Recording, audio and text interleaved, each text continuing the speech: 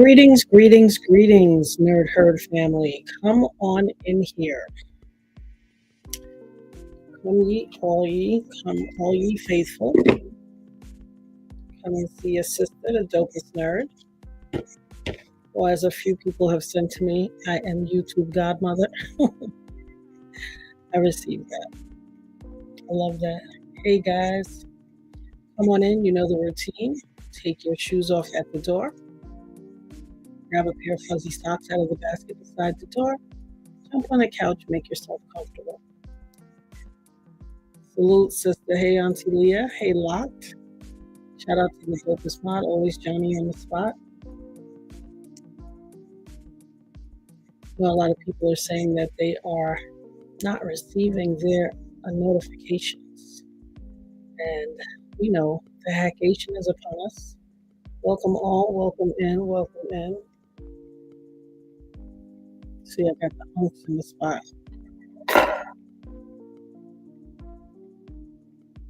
Double hunks. Yes, but I took it out. Welcome into, like I said, Locked, dopest mod, Auntie Leah, Barbara Williams, Debbie has two cats, Michelle Miller. Happy New Year all. Happy New Year all. How you guys doing? All of our family that's in the bushes doesn't choose to comment, are introverts in the house. Shout out to Faye. We appreciate you guys nonetheless. You guys see a streak of light over me? I don't even have my backlight up.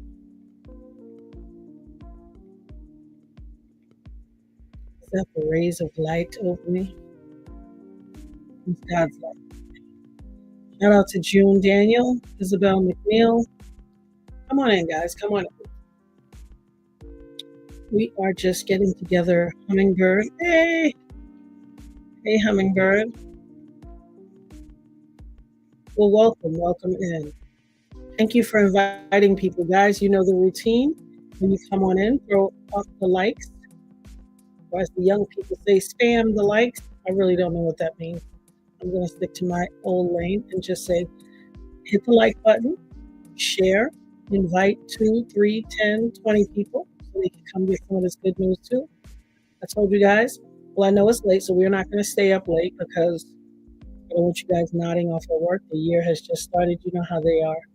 But I always told you, if you're here and you know you fall asleep at work, invite your supervisor and your manager so you can be nodding together. It won't be an issue. Shout out to Lakeisha. Greetings, Nerd Herd family. Shout out to all my dope mods. I love you guys so much. Happy New Year to everyone who is here, everyone who has taken it upon themselves to join us. You know, a lot of family members are elsewhere around the internet, and we are going to have our conversation and give love to those who are here with us. So, what's been going on with you guys lately? How has Willow Green, shout out to you. How has the year started thus far for you guys? There has been a lot going on. I've been somewhat triggered. Let's put it like this. As we all have been, there is no shortage of things to trigger us in this world, unfortunately. Hey, Sharon. Absolutely not a problem. I understand. I know it's late. Desert Druzy. Hey, everybody. And it is late. I'm not going to keep you guys long. William Ricardo, greetings. Greetings to Charlotte, another dopest mod of ours. Come on in to the space, expressions of mishonesty. There's been so much in the world that we could be triggered by, all of us. No one of us is impervious to all of the madness that's going on in the world. I mean, there's a little 5-year-old child who lost their life to gun violence, unfortunately, in a shooting. What they call celebratory gunfire at New Year's. It's very sad. You know, the mom and the siblings. She's a young mom. Her children is all she has. Thank God she's surrounded by good friends. I'm going to reach out to her because There was a brokenness that I saw in her eyes that I'm all too familiar with, that I recognize. And I don't want her to navigate these waters by herself. So I definitely want to, if nothing else, sit and talk with her and just let her know that I'm there for her, because this is going to be quite a journey. Shout out to everyone. Continue to come on in, guys. There is so much going on in this world. I mean, in all of our own respective private lives, but then also in the world at large, in a macro, from a macrocosm of the world, and then a microcosm of the world in these YouTube streets. All of the foolishness that has ensued. I try to stay out of the mix and above the fray because, like I said, I refuse to cast my pearls before swine. I feel like I don't know that these people are worthy of my attention. Well, I do know, and they are not worthy of my attention. I will not bite. What I will say is, I do not appreciate, first of all, shout out to my sis Jaguar, right? Shout out to her. I do not like what is going on. I don't like what is being done to her. Oh, no, you didn't miss anything, Michelle. We're literally just coming on. I just wanted to come on and touch base with you guys. You know, I always try to move when the spirit moves me. Y'all know how I get down. I go with the vibrations. But then I had a vibration to just record a couple of things and post today. And then things kept turning out a particular kind of way, and I didn't necessarily get to that. But I had 3 people reach out to me and ask me to come on. And so I said, okay, let me do that. Once the third one came through, I was like, you know what? All right. Hey, Just Black. And I understand that we have a family here, and I understand my responsibility to being there for you guys, to mitigate some of what's going on in the world. I understand that we are each other's safe place to fall. You guys are certainly my safe place to fall. And I understand that I'm your safe place to fall. And I think you probably need it a little. So tonight's not going to be super heavy. We're not going to be here super long. I just wanted to come and touch base with you guys. You know, as much as you say I lift your spirit, you lift my spirit as well. I do a little something, you know, I threw my little, when I'm not on live, I throw my hair up in the front. So I didn't even bother to take it down. Thank you, Kat. What an amazing statement. Come on now. Come on through with it, girl. Kat said, Natanya, you're literally a sigh of relief right now. It is so good to see you in this beautiful community. I love you all. Thank you kindly for that, Kat. What an amazing statement. Thank you so much. That is how I feel about you guys as well, honestly. When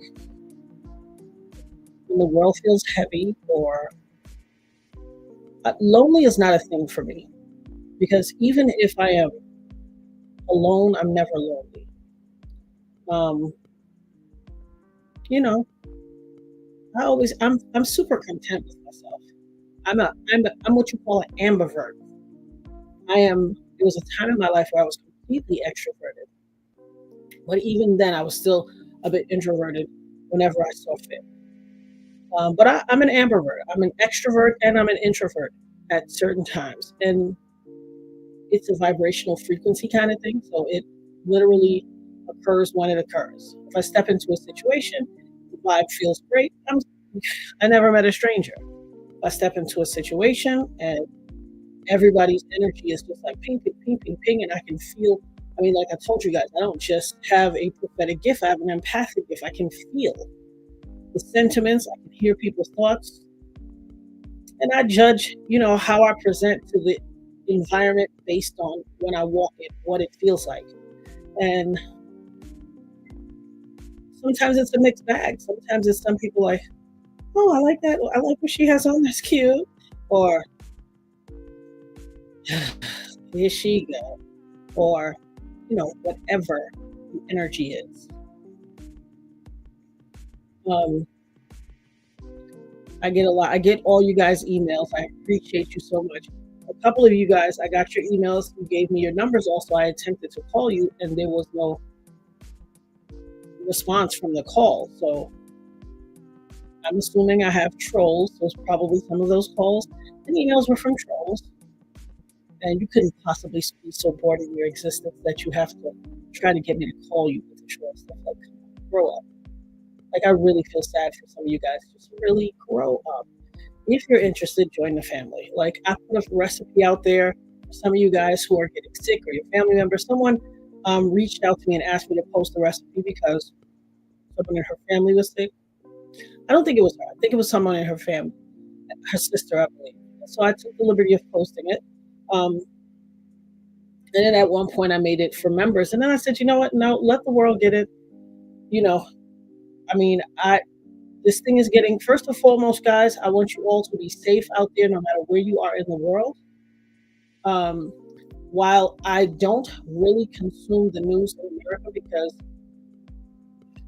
I don't necessarily trust it, I am aware. I watch other municipalities' news, and internationally and globally, they are reporting that this virus or a new virus is upon us. Lots of people are sick here in America. Please, guys, be very careful. My recipe is up there for the Get Well remedy.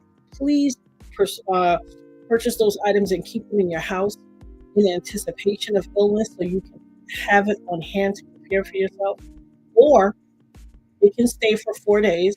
Prepare it in advance if you feel a little sniffle coming up. These are not new glasses. These are my original readers that I had from before. But two of the arms are a little loosey-goosey, which is why I always buy new readers. But I just felt like wearing these today. I've been wearing them the past few days in the house. I have tons of glasses. I promise you, tons. I go by a vibe. I've been feeling really homey lately and introverted. Shout out to Locke with the recipe right there in the chat. Oh, look at that. I want to tell you guys, I really want you guys to stay safe. They say this version of the virus is wicked. There's already confirmed unaliving from this virus, and from what I understand, New Orleans and somewhere else. Guys, please be careful. Please be careful. I hear it's particularly wicked to the elderly, children, and people with comorbidities or pre-existing illnesses that stand to become comorbidities to these type of infections.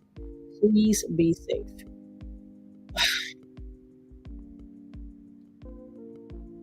It has to be overwhelming to you guys to live in a world that appears to want to consume you.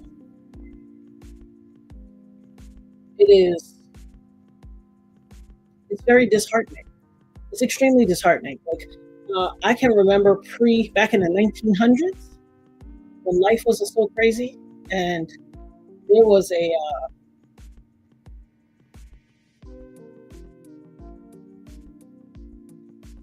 still an innocence to life, or at least overtly, there was still an innocence to life. Woo. Y'all, excuse me here. Back in the days of Matlock and Different World, Unaliving She Wrote with Angela Lansbury, you know what I'm talking about. The good old days, the 1900s, where families would still gather around the TV and watch a show together. My audio is in and out. Child, y'all know the hackation is among us. Hold on, let me close this. Hold on one second.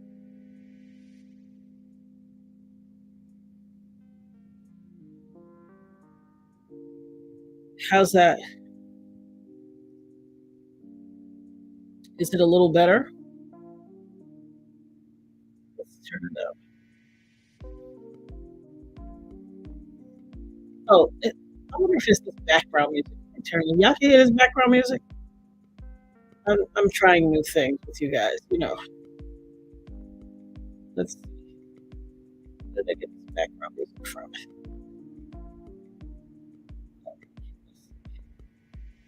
I'll turn off the background music.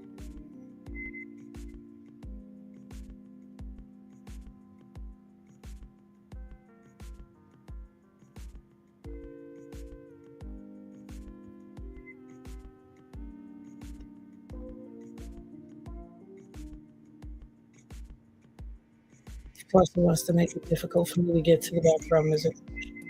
You know, too much like the right thing to do for it to not be difficult. Yeah, the hackation is upon us. You know what it is. When I get to it, I get to it. Not a big deal. But I just wanted to be here with you guys. Like, I think we needed each other. I certainly needed you guys. I hope some of you needed me. I know you did. I got messages from you guys. We are just in really bizarre times. I mean, the destruction of the enemy is upon us, and it's just disheartening that. Let's see, which one did I have?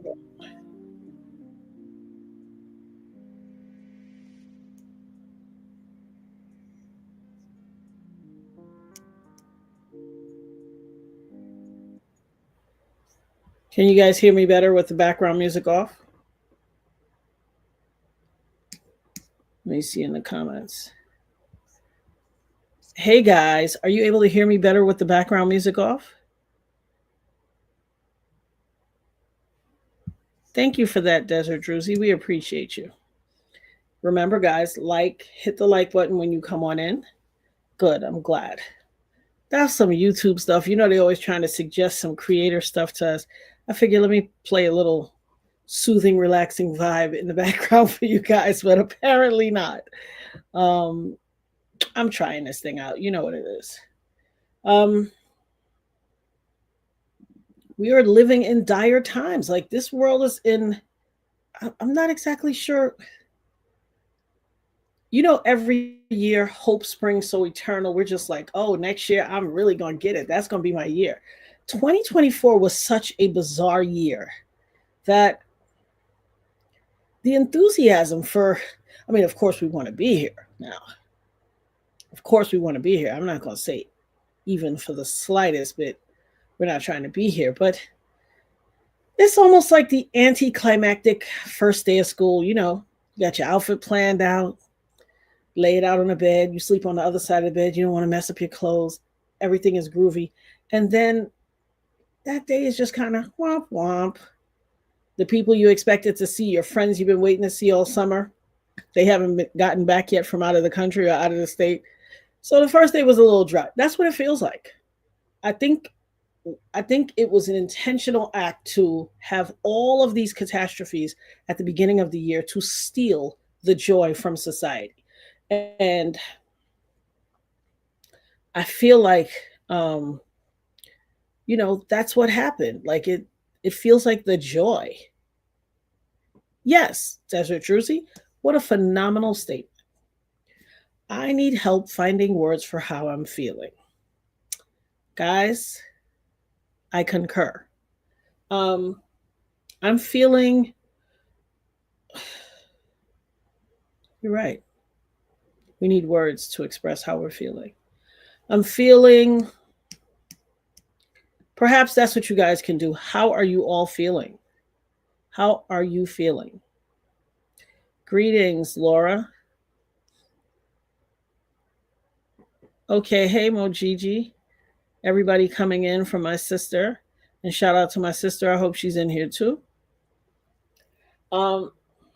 We just live in a bizarre time where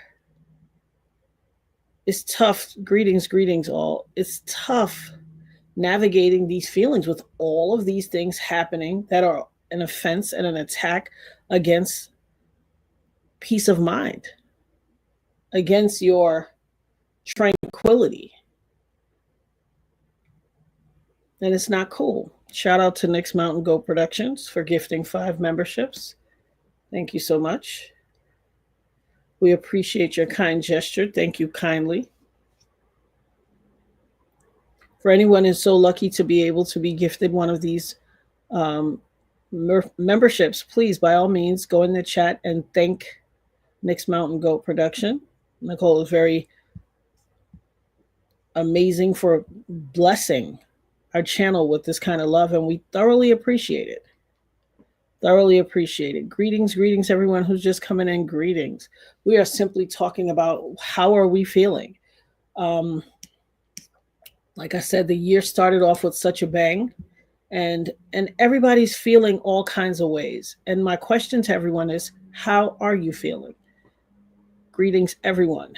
Shout out to Crystal. Shout out to everybody. Hey, Elkie. Absolutely. And that those are very valuable feelings. Elkie said, I'm feeling confused and anxious about our future. Absolutely. Welsh Gold said, feel like I want to calm and regulate after this drama llama. Absolutely. Dana said, I am angry, sad, mad, or anger, sad, mad, angry, helpless, that I can't stop the evil people from hurting others. Yeah, maybe one, but I want to stop them all with these wars and just everything. I agree. I feel great, but struggling for energy. I also feel like something big is coming. I agree with the something big is coming. Hydration cellular. Absolutely. Living in this world right now is like living with an abusive psychopath. Boy, oh boy. Well, that is I got to get the sound effects, my sound effect machine, so I could drop a bomb on you because, baby, that is definitely. And thank you for that. Where did I see that? Somebody just said,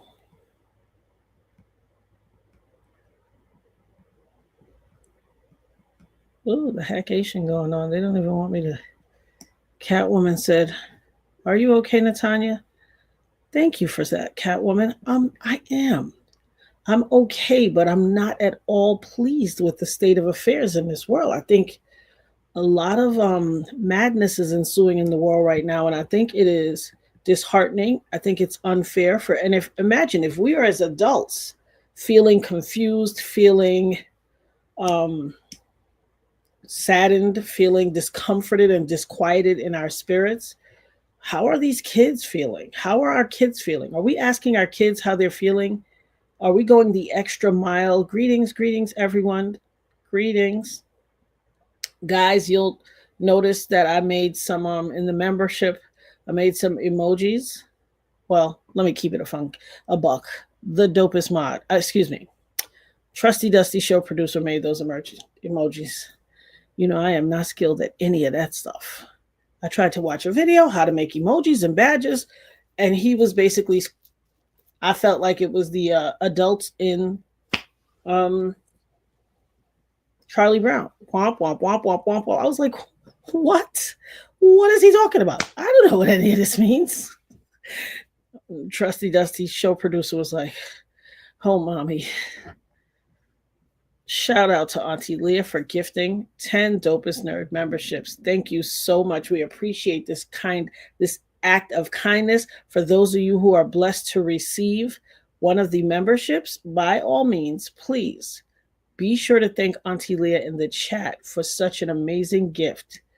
We thank you and we value you. We honor you. We appreciate that. We got to pull our kids close. We have to pull our children close. We also have to take the time to ask them, how are they feeling? Perhaps this is a great time for us to start getting on our knees more with our family members and saying collective prayers like we used to do back in the days. Y'all remember at Big Mama's house or with your parents, we would get on our knees collectively and communally and pray. Perhaps we need to revisit that in our lives. I mean, what do you guys think about? What do you guys think about that?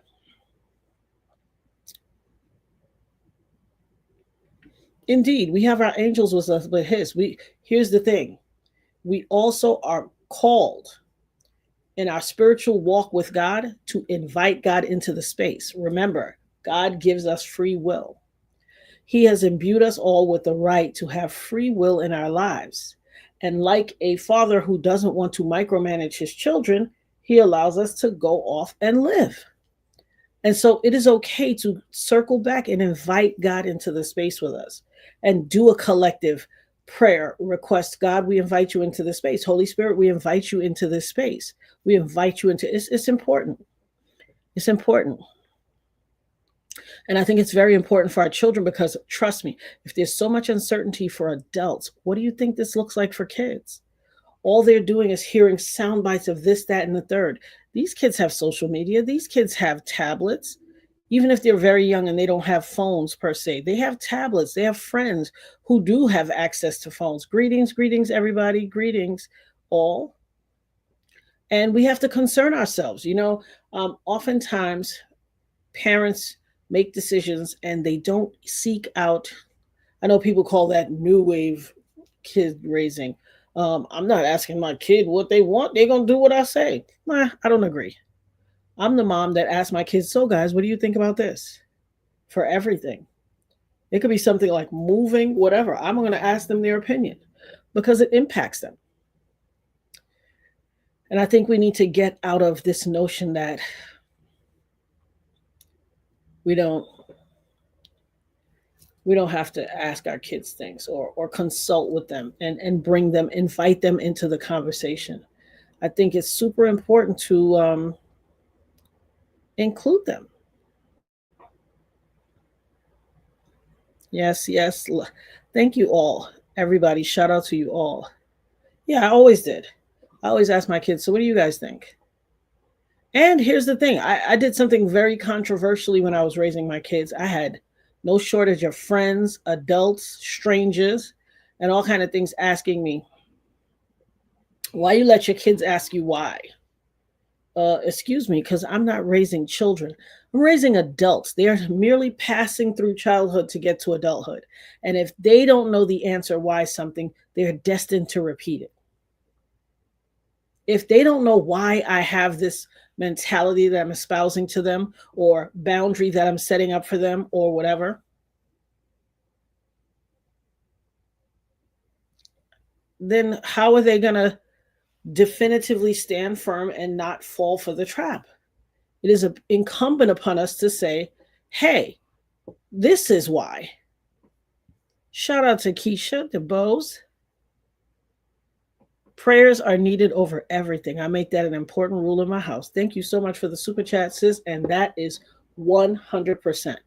I always pray with my kids. I pray over them.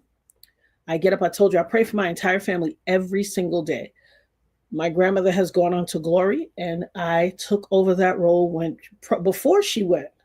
I took over the role. I've been doing it now for about 8 or 9 years, like covering my entire family. Most of our successes in life, most of our achievements, most of our grace and mercy comes from the benefit of a praying grandmother. Most of us exist on grace and mercy we did not earn.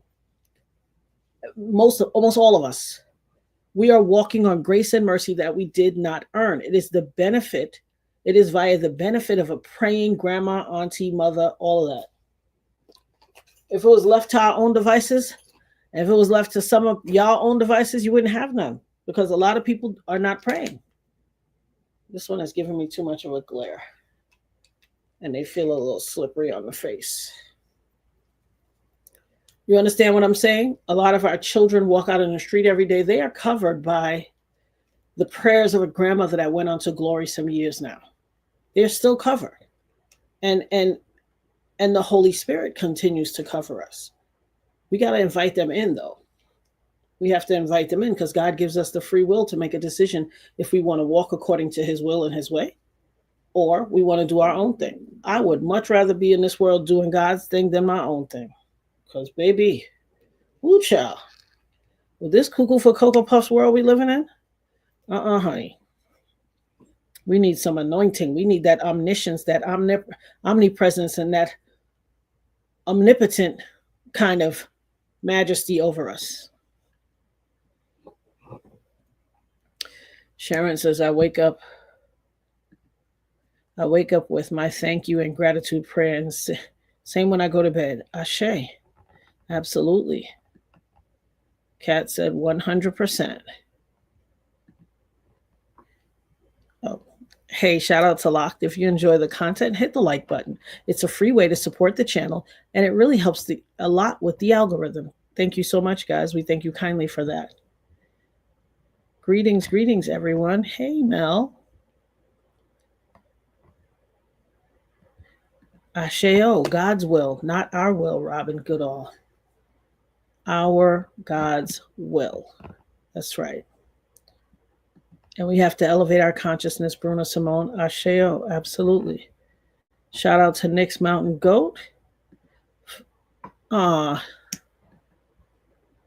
Just love you, Natanya, for lifting us up. Thank you so much, Nicole. Thank you for the super chat. And I appreciate that. You know what? We're lifting each other up. I tell you, this is mutually beneficial. It is by no means one sided. Debbie Donaldson said, just popping in to show my support. We appreciate you. We thank you so much. Gina Tardy said, blessings, good soldier. Happy New Year. Psalm 91, Ashe Ho. Yes, indeed. Sharon said, hearts. Joshua Dixon said, oh, thank you, Auntie Leah. Yes, everybody shout out to Auntie Leah and Nick's Mountain Goat for the amazing love, the gifted memberships and everything, and the good, kind words, and just all the good vibe. The good vibe. Kelly McMahon Pollock says, I enjoy how positive you are every time I come to your channel. You're a big source of positive energy. Thank you so much. I appreciate that. Thank you so much. You guys have been emailing me. I've been getting your emails, responding for your emails, praying for you guys, and all that good stuff. Keisha said, I really need all of you to send a special prayer for Robert Brooks. He was from my hometown, currently right here. They're protesting a lot. Fill us in, Keisha. Fill us in. Bonnie said, thank you, Natanya. I really needed to hear this. God bless you. Thank you so much. And God bless you too. Listen, to God be the glory for it all. You hear me? The fact that we are on the right side of the dirt, to God be the glory for that. Because look at just what the first few days of the year. Look at the first day of the year. So many people were wiped out, I'm sure, while they were getting dressed, while they were brushing their hair, while they were brushing their teeth or washing their face. It never occurred to them that that would be their final day. We have to go the extra mile to give God the glory. I'm just astounded at how yeah, hey Sheila. Yes, it's nice and calm over here. This is how we do it. Tell a friend or 3 or 10. This is how we do it. Sometimes I get a little crunk when I'm making jokes and telling a story, but this is how I do it. Thank you so much, Margie. Absolutely. I love you all. She said, thank you, Auntie. Absolutely. Elkie said, you always bring my spirit up. Thank you so much. Michael said, stay safe. Be back soon. Okay, we'll see you shortly. We want to give some love to Robert. He got beat by guards. And oh, my God, yeah. First of all, T Breezy, thank you so much for that. You know what? I take in so much information on a regular basis. I promise you, when I take in unbelievable amounts of information. That was a very disgusting, vile act. Shout out to Robert Brooks. May you be resting at peace in the arms of the Father. May you be at peace. May your soul be at rest. I pray for your family that the warm memories envelop them like a warm hug, and that God offers them grace and mercy in their grief until such a time comes that they feel a level of functionality in the midst of their grief. It never goes away, and I'm never calling for it to go away. I'm just simply saying it gets manageable. He did not deserve that. They are not judge, jury, and executioner. And that story illustrated to me poor young man named Khalif Browder. Khalif Browder endured so much viciousness from the very same people. Robert Brooks was in, what state was that in? Was that Rikers Island? Somebody fill me in. What state was that in?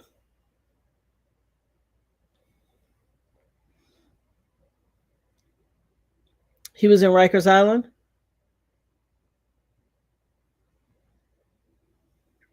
It's a horrific story. I don't know yes, Rikers. I don't know how many of you guys are familiar with the Khalif Browder story. So Khalif Browder was a young man who was 15 or 16 at the time. He was coming home from a party with some friends of his. Somebody pulled up with the police and said, oh, that guy right there robbed me. He stole my backpack. And so the cops checked him and they were like, what? We didn't do anything. We didn't even have anything. They searched him, they didn't have anything. They still decided that they were going to arrest Khalif. They arrested him. He stayed in jail for 3 years without ever going, without having his trial. Like, you're entitled, the United States government says you are entitled to a speedy trial. He never got his day in court. They kept postponing it, and telling him, if you plead guilty, we'll let you go home today. He said, I'm not pleading guilty. I didn't do anything. They kept stalling him out. The bail was only $3,500, but $3,500 that his mother did not have. She was struggling. And incidentally, the father, who was a crumb bum, in my opinion, left the family, went and lived his life. He, shout out to Auntie Leah for becoming a new member. Thank you so much, Auntie Leah. We appreciate you. I love that little dress on the doggy. Excuse me, guys. Khalif's father had the money, but he said he wasn't going to pay it because he wanted to teach him a lesson. You know, I need people to do better. First and foremost, we got to start believing our children. When our children say I didn't do something, but give them the benefit of the doubt. Even the United States government theoretically says innocent until proven guilty. This man convicted his son and he was never guilty, refused to bail his child out. And guess what? The grief, his mother fought so long and hard to get him free, to help him. Eventually, when he did get out, he was so damaged. He had endured physical, sexual, all kinds of abuse. Excuse me. YouTube algorithm, don't strike me for that. All measure of abuse while he was incarcerated. They had destroyed him. He missed his junior year of high school, senior year of high school, his ability to go to the prom, graduation, anything. They had stolen. He said in his own words when they had done an interview, they stole my innocence. You know what it means when a man says they stole my innocence, or anybody says that? Destroyed this young man's life. His mother did everything in her power to get her child back. She finally got him back. He was doing good. He had gotten registered in school. He was doing good. He was trying to hold on. He was such a mild-mannered guy. And then one day she was in the house and she heard this loud thump. And she went to look and he couldn't take it anymore. And he unalived himself out of the back window. So now, not only hanging, not only did she still lose her child, but now was in the house that she had to continue living. It ate her away. She was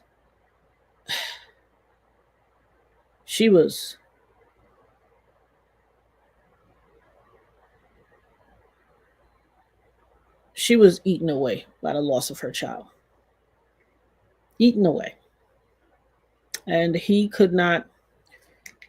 What I will say is they were finally reunited. And I don't like that these powerless, insecure, low self-esteem having correction officers and cops feel like they are judge, jury, and executioner. See, what you guys mistaken, I would talk about different topics in social media and stuff like that, and people be like, oh, you watch too much TV. You high strung. Oh boy, racism is over. There you go with the racism. Racism is not over. Racism is not over. Racism for people who are not racist doesn't exist. Well, for those who are racist, they are in their heyday. Now let's just call a spade a spade. What reason would you have as a correction officer, or anybody for that matter? You are entrusted to protect and serve. The detention officers are entrusted to maintain safety and security while housing detainees.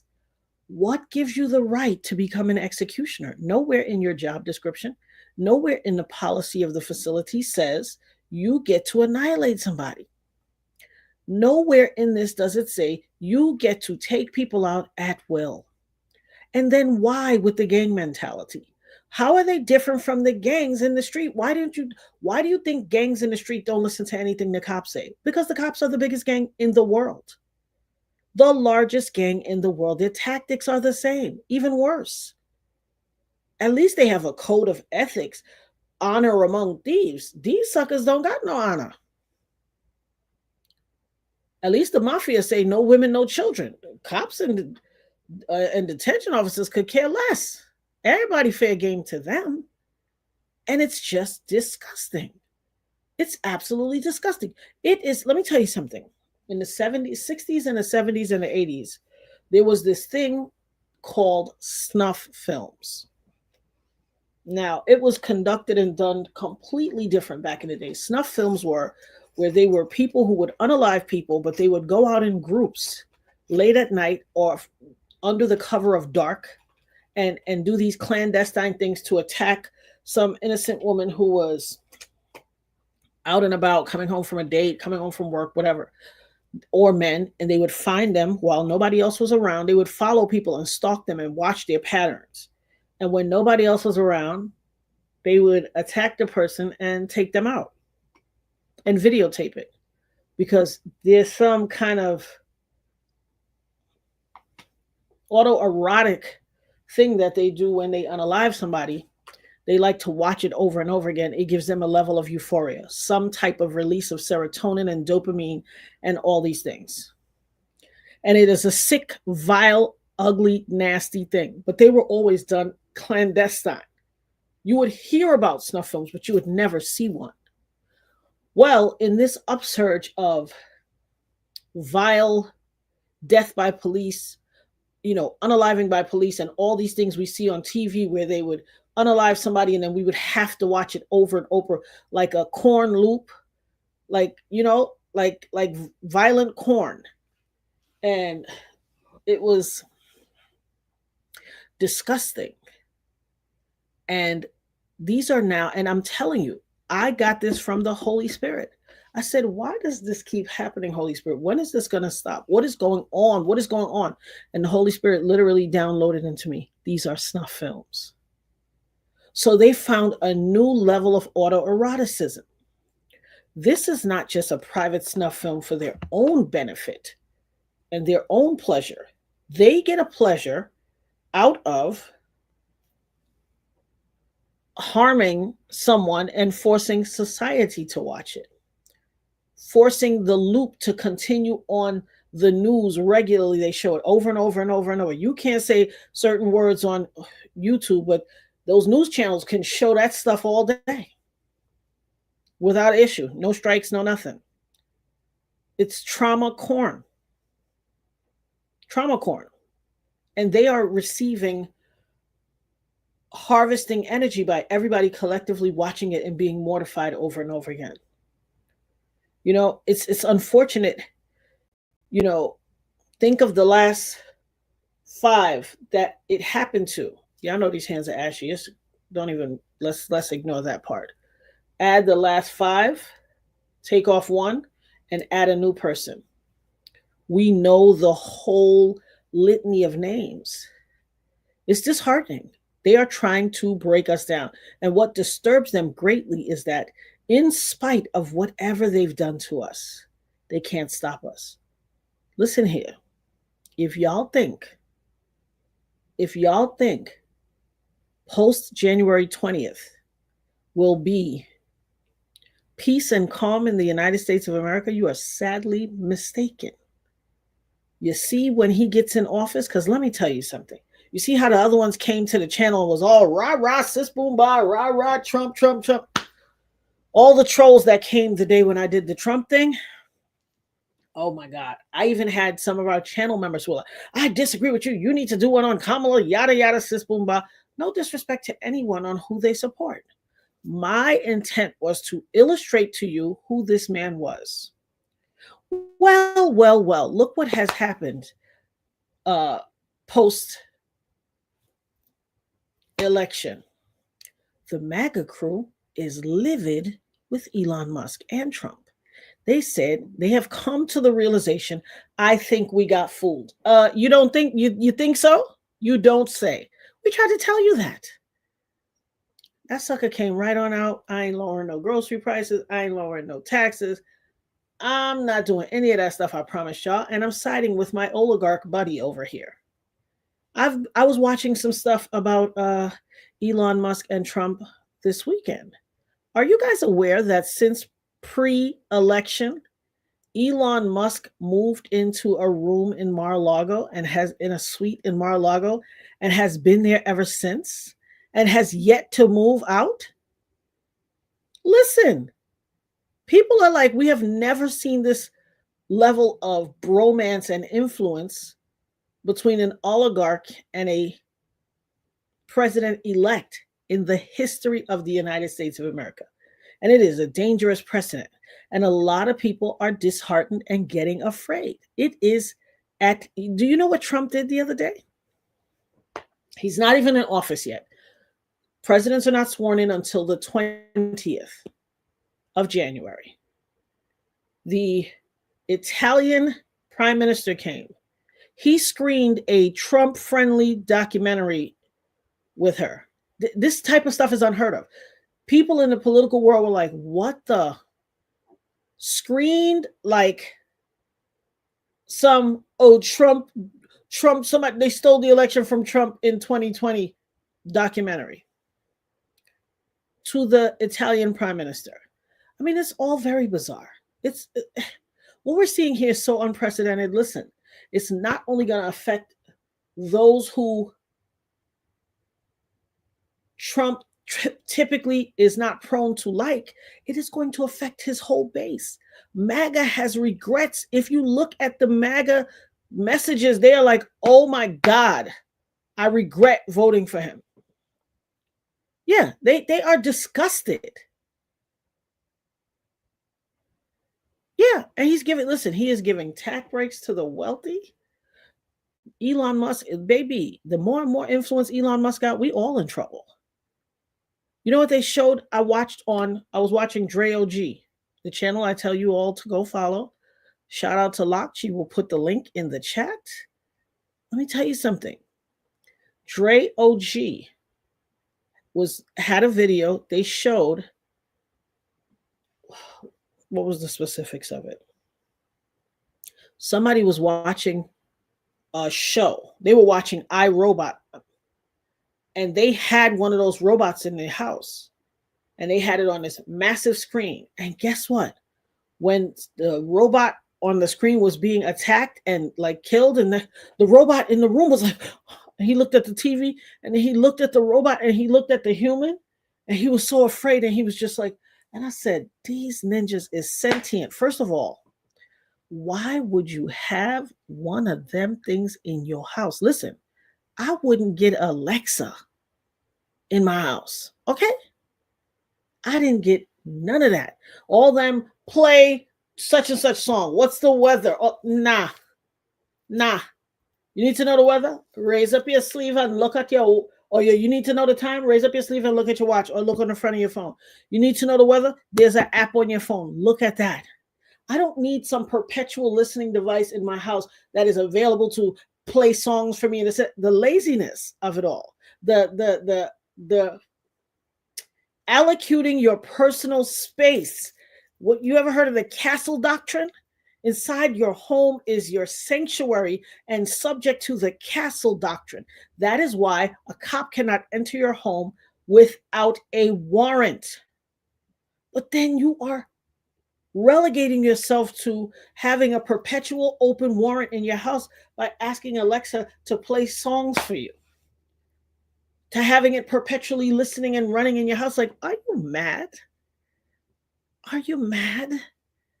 Jeez Louise, I don't understand this. When I go by people's house that I think are forward-thinking, conscious people, and they be like, Alexa, what's such as I say, you too? They call me primitive around here. If I wouldn't have Alexa, you think I would have one of them robots walking around my house? Listen, when they become sentient or they release some sort of, program and then they snap and turn on y'all, what can you do? I guarantee you'll be no strength for that robot. This is the castle doctrine in your house. Let your house be your house. Oh, Lord. I don't understand it.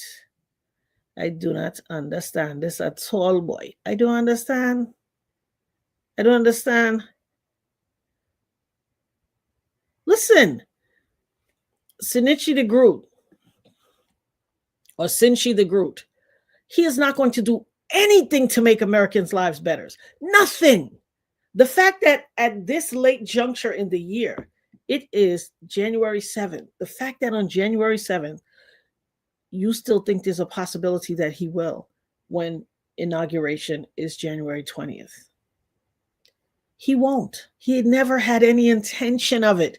Listen, he doesn't even have any reason to want to do it. He is what you call now a lame duck president. He cannot be reelected based on the traditional rules of engagement for politics. He doesn't have the right. So it's not about his legacy. He can't lose his seat because of the job he does.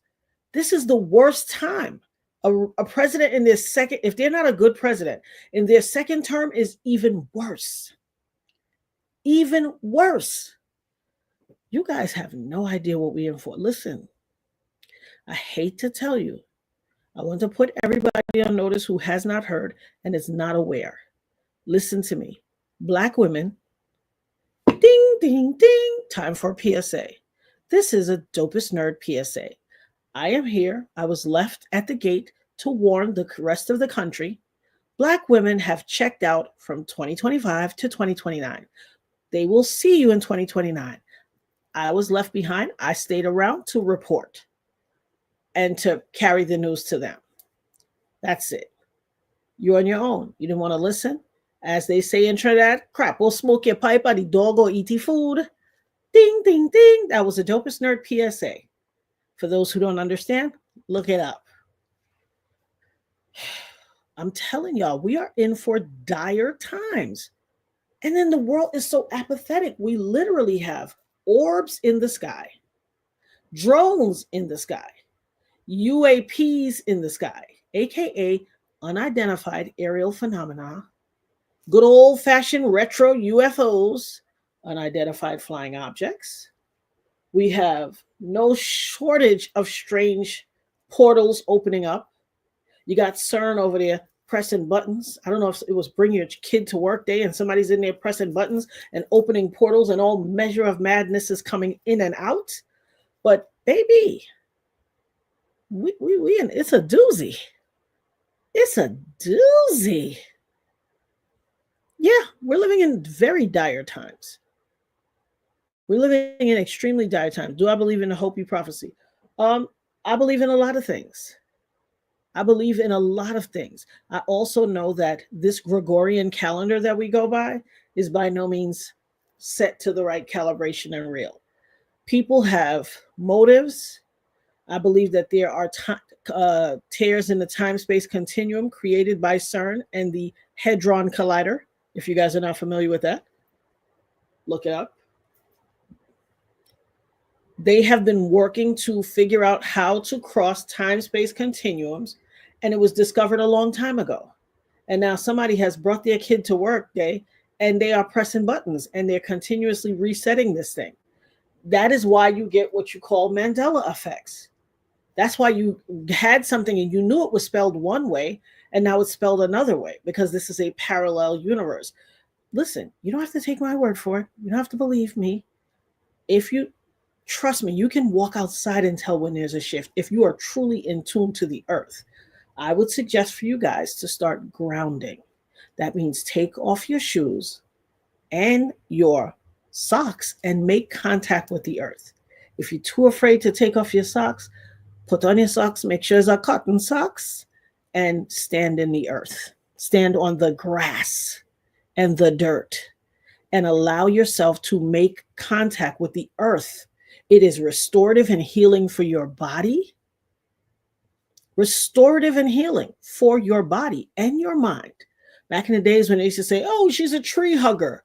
Hugging a tree will fill your body with all type of electrolytes and, alkalis and connect you with the earth and heal your body. Trust me. That's why they make anything that's good, they make it a misnomer so you can laugh and scoff at it like, oh, he's a tree hugger. Hugging trees is fantastic. Hugging trees is amazing. You must ground. You must put your feet in the grass. You must connect yourself to the earth. You must. To not do so. And most people who don't do it have so much illness in their body, not the least of which is if you have dis-ease in your spirit, your mind, body, soul, spirit, and flesh, you will have disease in your body. You have to push out the dis-ease. You have to let it go. That is why if something happens, I'm not a grudge holder, but if somebody steps out of line, crosses a boundary, does something, I collect and gather you, tout sweet, right there. We deal with it, we address it, and we move on. I'm not holding any of it in, and I've never been that person. I'm not going to hold it in, because if you hold it in, being kind to the world, you're being wicked to yourself. But some people are so in need of being liked by everyone, they will just let it slide. That you're not doing any blessing to yourself. You are actually abusing yourself. You're letting people slide all the time. You are giving them license to cross your boundaries. You must set boundaries. Boundaries are healthy. Boundaries are healthy. There's nothing wrong with it. And that means everybody, no one's above it. I know people that wax poetically to their family and people around them and go to work and let their boss talk to them like trash. No, sir. That's why I can't work for people. I learned that a long time ago. I don't do water cooler banter. I don't have a problem working for anybody. My ability, my skills and abilities are phenomenal. What I don't like is office politics. And listen, I when I was studying psychology, the top part of my psychology field was organizational psychology. I was A+, 3.5 in organizational psychology. However, that is incumbent upon people just being decent people. Shout out to Auntie Leah for gifting 5 Dopest Nerd memberships. Guys, if you are so lucky to be able to be blessed with one of the memberships, by all means, please say thank you to Auntie Leah in the chat. We appreciate you and love you so much for that. Thank you. I don't like water cooler banter and foolishness because we live in a world where people have been raised, don't speak until you're spoken to. Girls are supposed to be seen and not heard. Do as I say, not as I do. Shut your mouth. And when you raise people like that, you make them comfortable with having a lack of autonomy, a lack of, ownership of yourself and just self-esteem. And then they grow up with this kind of passive personality where they're passive with people who are authoritarian, and then they go and cut, they the people who cut them, they let that slide, but they go bleed on everybody else. I don't have time for it. Because I don't do passive aggressive very well at all. I don't do passive aggressive at all, but I don't deal with passive aggression. I nip it in the bud. I cannot stand it. In fact, you will get nowhere with me if you present yourself as passive aggressive. And in the very beginning, I'll say something about it. If it continues to persist, you won't hear another word from me. I'm just not dealing with you, because passive aggressives are not honest. They are some of the most dishonest people in the world, and you will never know where you stand with a passive aggressive. They will always be fighting Pyrrhic battles behind your back, and I don't have time. I won't participate in that. I will collect and gather people. I respect everyone, but I will collect and gather you and move on.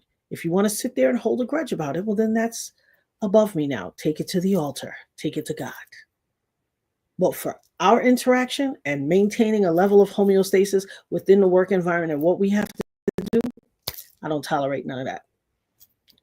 What is passive aggressive? Passive aggressiveness is, let me think of some good examples of it. Let's say you are working as a team and you guys have a project to work on in the job. And one person tells everybody what to do, but they're never actually doing any of the constructive work to complete the project. They're always saying some smart comment or, no, that's not right, or this and that. And then when the boss is around, they want to present where's the work? They want to go present the work like they did it. And they're like, oh, my team, we work so well together. The fakeness, where you're fake, you're aggressive with one set of people or one dynamic and then passive in the other realm. I don't tolerate those. Those people are not to be trusted because they will modulate their feelings and their behavior for whenever, depending on who's around. Also, like Angel said, they can be nice nasty. Well, I mean, if that's how you want to do it, y'all go ahead and do that over there. Me and mine over here, we gonna do that. All these little underhanded Pyrrhic battles, slick when the boss is around. You say, I don't play those games. I don't play those games, and it can be very deep or it can be very subtle. I don't deal with it. Exactly. They will always appease you, tell you what you want to hear, and it modifies because it comes in other realms too. I've seen passive aggression take on other faces as well. But someone theorized it really well right here. Hold on, let me go back to her. She said they tell you what you want to hear as opposed to what you need to hear.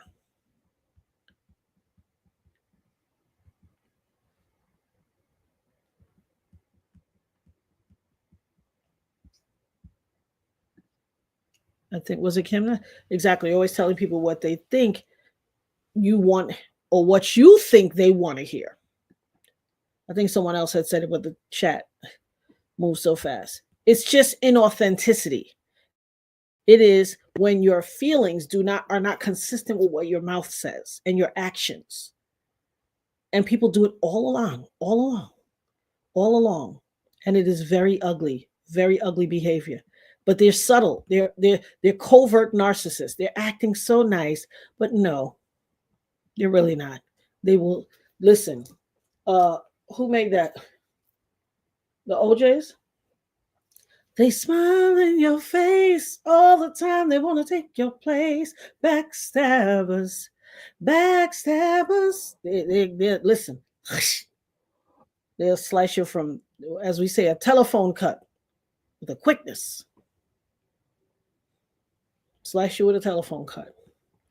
But absolutely, my love to the Brooks family and Khalif Browder's family. And everyone else who has fallen prey to the wickedness of these animals, insecure, low self-esteem, first of all, anytime you have to jump somebody, you're a punk. And it's no different than what's happening on YouTube, where all of these content creators are gathering together to dogpile on our sister Jaguar, to dogpile on other people that are truth seekers and standing up for survivors. Anytime you have to be a part of the dog pile group and you got to pile on each other and repeat the same narratives and talking points, that is so corny and whack.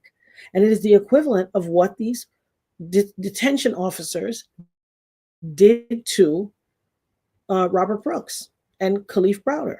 Khalif Browder said over and over, the cops beat him. If you go look at an old Khalif Browder interview, everything he describes is what we watched them do to Mr. Brooks on camera. What we saw, if you B-roll, if you have Khalif Browder speaking as the B-roll and you place the video of what they did to him on the camera, it will match completely. That's how sincere it is. That's how bad it is. That's a problem. Why are so, and let me tell you something, anything you see done to that degree and done with that level of impunity, they do it all the time. There is a saying, by the time you get caught doing something, you've done it hundreds, maybe thousands of times. Complacency breeds contempt. They are complacent in beating him on camera because they have done it over and over again and gotten away with it. You hear what they say? Who's going to believe you? That's an indictment on people the Bible says God is no respecter of person. Yet they seem to think that he is, or at least they are. They are. What they did was absolutely reprehensible and disgusting and vile. Vile. You hear me?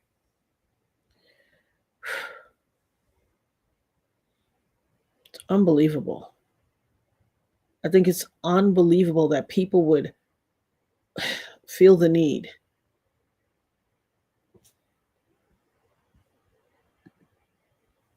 Charlene Vivian said, YouTube backstabbers are the new influencers, unfortunately. It's even deeper than that. Let me tell you how deep it is. Shout out to you for that statement, first and foremost. And let me tell you how very deep it is. It is so deep that I have this ability to see anything that deviates from a norm. So let's say certain YouTube content creators create content and display it in a certain way. There is a paradigm to how they present their information. As soon as the paradigm shifts, even a modicum of a smidge, okay, I can see it.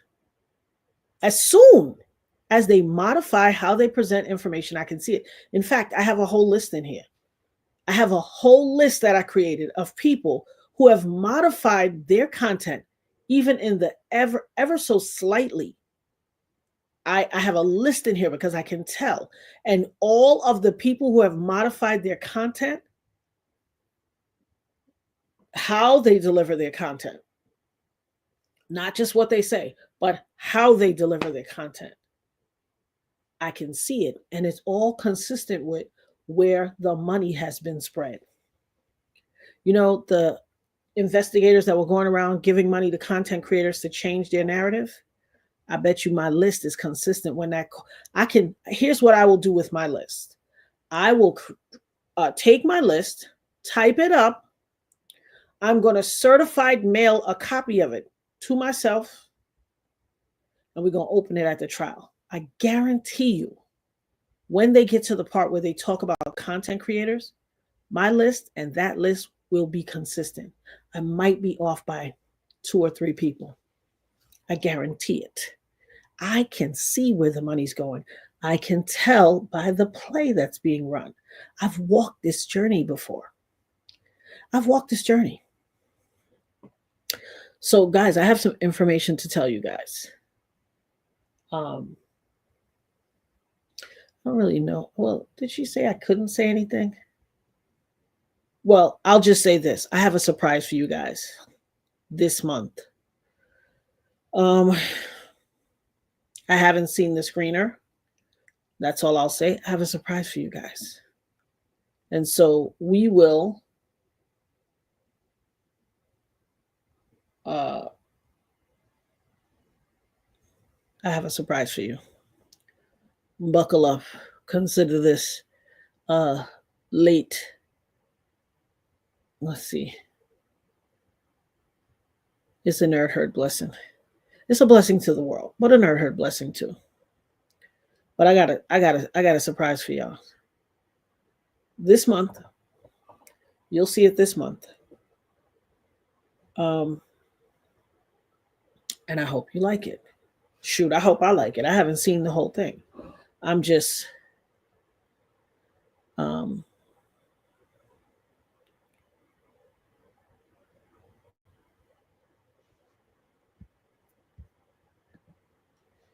Michael said, yes, my sister, you are right. Why I have been quiet for a while, and you are the first person I've messaged in 3 days. And sister, all I can say is, about everyone except you. Faith doesn't lie. Asheo. Indeed, brother, faith does not lie. Faith does not lie. It's the evidence of things unseen. It won't lie to you. Trust, and here's what I tell everyone. Trust your gut. Your gut is your second brain. Trust your gut. Your gut will tell you the truth before anything. Before your brain even gets it sometime, your gut will be like, something ain't right here. Or as they say amongst the culture, something in the milk ain't clean. I've been quiet about it because, like I said, I don't like to cast my pearls before swine. But I heard that old crazy Courtney. I heard what he said today. Listen, they done got him Okay? When I tell you, I can tell when somebody is got or compromised. And also, two truths and seven lies. I heard him up to his old shenanigans today. Well, I tell you, I'm consistent. Nobody can tell me what I know. Nobody can tell me what I know. Two truth and seven lies is up to his old shenanigans again. I said, whoo, they must have threw him a couple of dollars. You know, sometimes the wardrobe improves and the statements get kookier and crazier. Now, he said something I know to be an absolute lie. He was on the Art of Dialogue, and y'all know who Two Truths and Seven Lies is. Let's see how much of my nerd herd family faithfuls are in here. Who is Two Truths and Seven Lies? Over there on the Art of Dialogue, spewing his, as the Haitian voodoo priestesses with the fake Jamaican accent says, Ugen jare dans bouchou. Google it. Use your Google Translate. Spewing his jare all over the internet.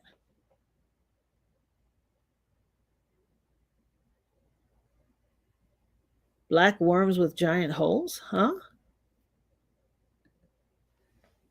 You said it was awful. Someone said they saw black worms on him with giant holes. I'm not. What does that mean? Am I missing something?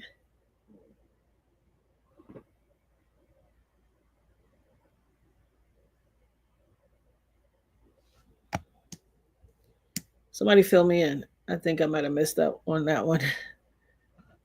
The unless that was a seeing, like you mean when they say saw him, you mean like a seeing, a vision? Whew, yes. Two truth and seven lies. Now let me tell you what two truth and seven lies pissed me off with. Because here's something I'll tell you that one of my friends said to me. And not just one, a few of them, but one of them said it a little more direct, and we can have those conversations. She said it very direct, and she said, listen, now I'll be watching you, I'll be all over YouTube. She said, and listen, this is what she said to me. She said, I'm telling you, oh, you done got these people in a chokehold. Everybody's trying to be articulate now. Everybody leveling up their thing. That's because whenever you step in the room, you impact how other people see themselves. So you become such a reflection of how they see themselves. They start to modify their behavior.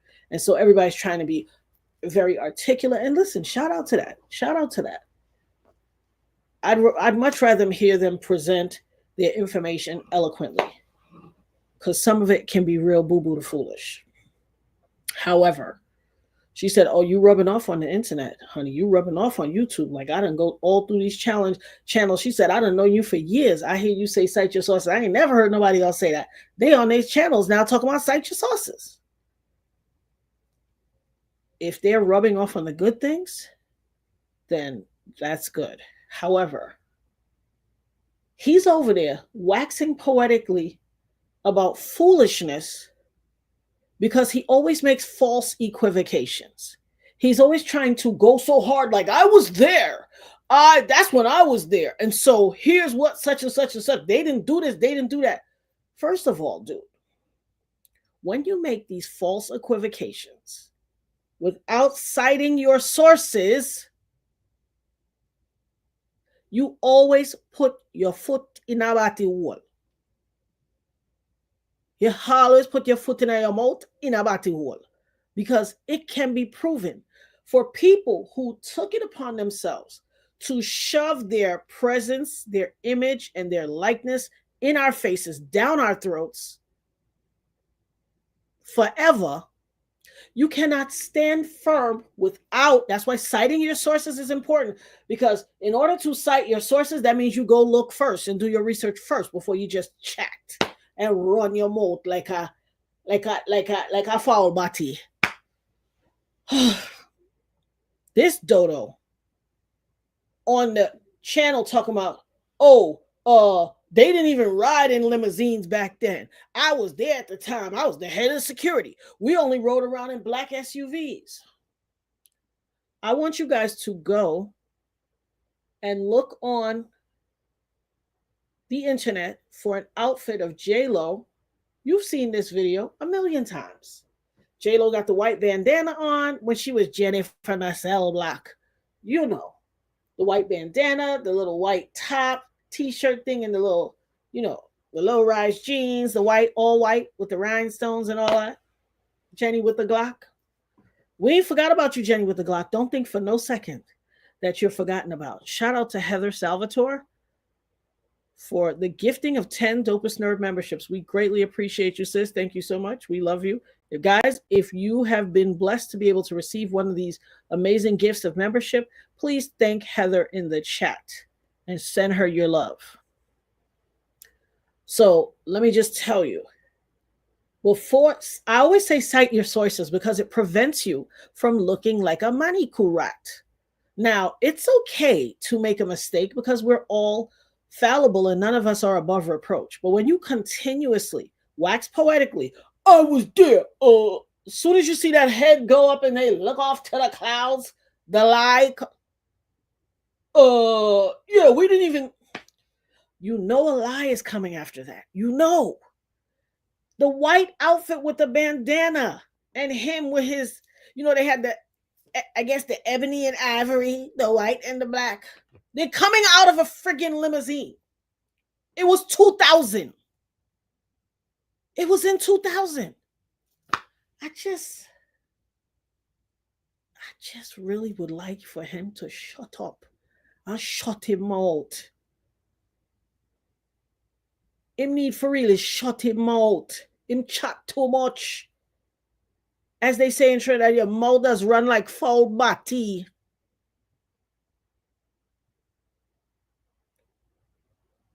As they say in Jamaica, yo, is that chat?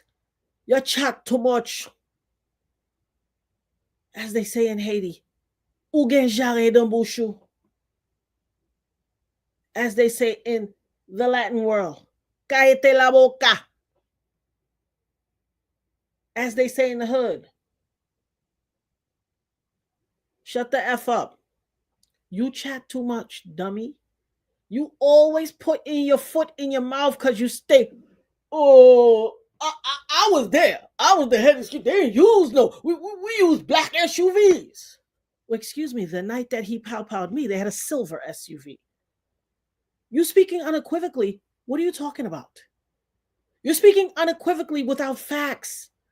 Because the real truth was you got fired before then. You really wasn't there that whole time. You eventually, there became a time where you came back through somebody else bringing you back. If I'm not mistaken, I think I heard you say on a video or interview before, well, I'm not even going to quote the person's name, but he brought you back.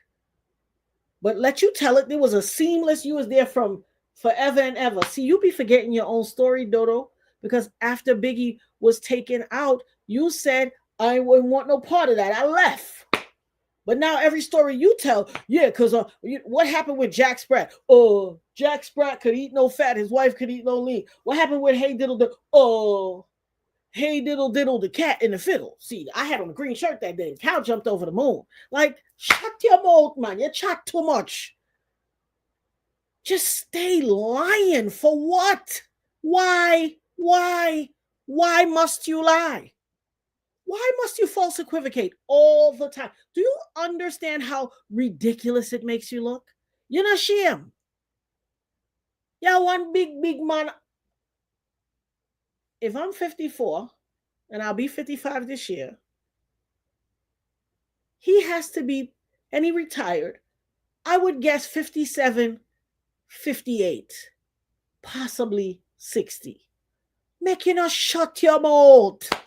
You just a chat, sir. And you wrong and strong. I mean, we'll double down on wrong. Oh, Lord.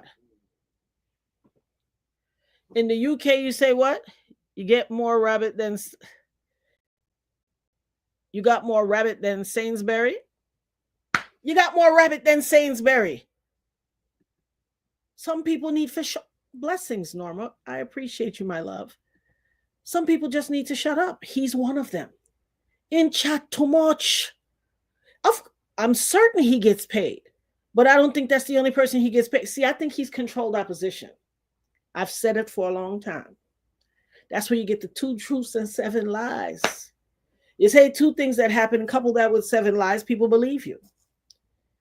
Now you sitting here talking all this junk. He did not drive in no limousine at the time. Now you then created a scenario where, oh, so you mean they have multiple? They get to the place in a limousine, but then they get out, they leave in an SUV. So perhaps he left in the SUV and the limo took the girl, Jane Doe, to the party. Stop acting like back then people wasn't in limos. I mean, what are we doing here? Why are people still listening to this ninja? He is the most contradictory 2 truth and 7 lies me ever see with me own eyes. Woo, child.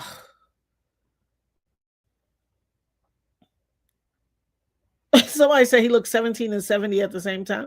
That is too funny. I mean, it's abysmal for him to just keep talking when everything he says can be proven. He is the most contradictory, controversial person in this whole lexicon. I know he's controlled opposition. Me not trust nothing him say. I don't care if it's the 2 truths. Me not even trust the 2 truth them. I'm being kind by saying 2 truths. Because if you really ask me, I 9 lies. But we're going to give him the benefit of the doubt because I'm one of those people. I try to be biased, fair and biased. Hashtag no fox. I try to be fair and biased. And so I say 2 truths and 7 lies. But my gosh, my boy can't stop chat. They were absolutely, Lakeisha. Definitely. Shout out to Lakeisha. They were wrong one. I'll bring you back up. They were definitely in limos back then. I don't know what he's always trying to do too much because he's controlled opposition and he chats so much that you don't get a chance. See, he is lying to the highest bidder. That's it. He's like, he don't care. Cite your sources, dude. You can't because I can show you an image of them getting out of limo. Just a chat. So my gosh. Oh my gosh. In a stop chat, man. Always coming with some hyperbolous figment of his imagination. I'd be like, are you, as they say in Brooklyn, are you zum? Are you zum? And yet he sits there like he is giving you, 7 years ago. Like, all he's doing is creating reasonable doubt, but he really thinks that he's helping them. Yes, my dear. Now that is the statement of a lifetime. He is chatty patty. Yes. He is chatty patty for real though. Absolutely, unequivocally, he is chatty patty. He is. And he thinks he's doing something, but he is really not. Shout out to April Showers Network for the super chat. I admire your strength. Thank you so much, April Showers. Do they really bring Mayflowers? Oh my God, you're wearing a Harlem Globetrotters shirt. So cool. Thank you, Heather Salvatore, for the super chat. Yes, I am. I like Adidas. And so I like all types of unique things. I like a cool little fusion. And yes, I love the Harlem Globetrotters. My grandfather used to take us to see them.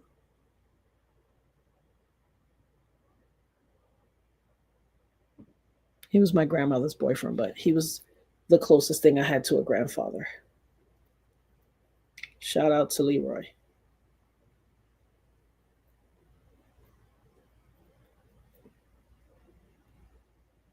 God bless you all. Yes, he's a few fries short of a Happy Meal.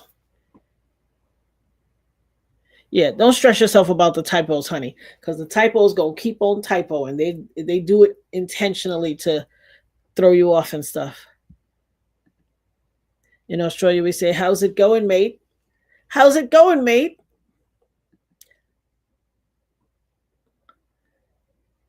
Oh wow, Lakeisha, your youngest son is named after his grandfather, who was a Harlem Globetrotter. Shout out! Look, I'm repping for them. Shout out to the Harlem Globetrotters, and shout out to your son and his grandfather. Shout out to Auntie Leah for gifting 10 Dopest Nerd memberships. Guys, Auntie Leah is on a roll. Everybody's on a roll, and I appreciate it. Guys, if you are so blessed to receive one of these memberships, by all means, go in the chat and thank Auntie Leah for her extreme kindness. We thoroughly appreciate you, and we love you for this act of love for the channel. Thank you so much for your support. And that's what this all is. It's your support, and I appreciate you. People don't understand. Uh-oh. Tuppence short of a shilling. What? Did I click on the right one? Gina Dean said tuppence short of a shilling. He is, or tuppence short of a shilling? Yes, he is tuppence short of a shilling. Give me all the global phrases for it. You saw me again? She said fiddling with the hair, it's a nerd thing. Absolutely. I talk about that all the time. I do it all the time. I literally, my son is like, what's up with you in this hair? Why are you always messing with your hair? I'm like, huh? He critiques my appearance. I appreciate it. It is a nerd thing. Oh. Yeah, I mean, it's nefarious at best, because these are people who are trying to interject their own voice to try to speak as if they're an authority on a particular subject to affect the outcome of the case. And I think all of this outside, listen, here's one thing I will say beyond a shadow of a doubt. While we did not have social media didn't exist when my case was happening, but they had other means of mainstream news, magazines, this, that, radio, all of that, to target and harass me.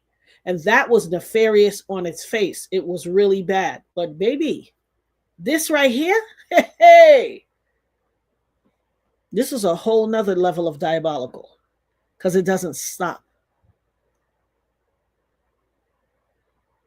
And people who spend their times, adults who spend their times.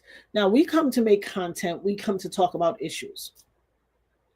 Let me mention some of the things I had in my thumbnail. The Tesla CyberTruck, like I said, you guys saw that by now. You've all seen the coverage of how it was burnt to a crisp. And yet a piece of paper, a passport. Listen, I got a passport. I have a passport. If you spill just lick water or something on the passport, those pages are messed up, okay? They're almost like they will meld to a tissue kind of thing.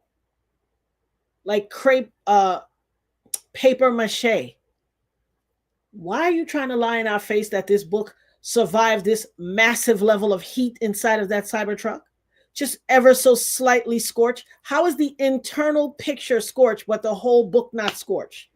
You think me a dumb? You think me a alley button? You're going to show me a passport open.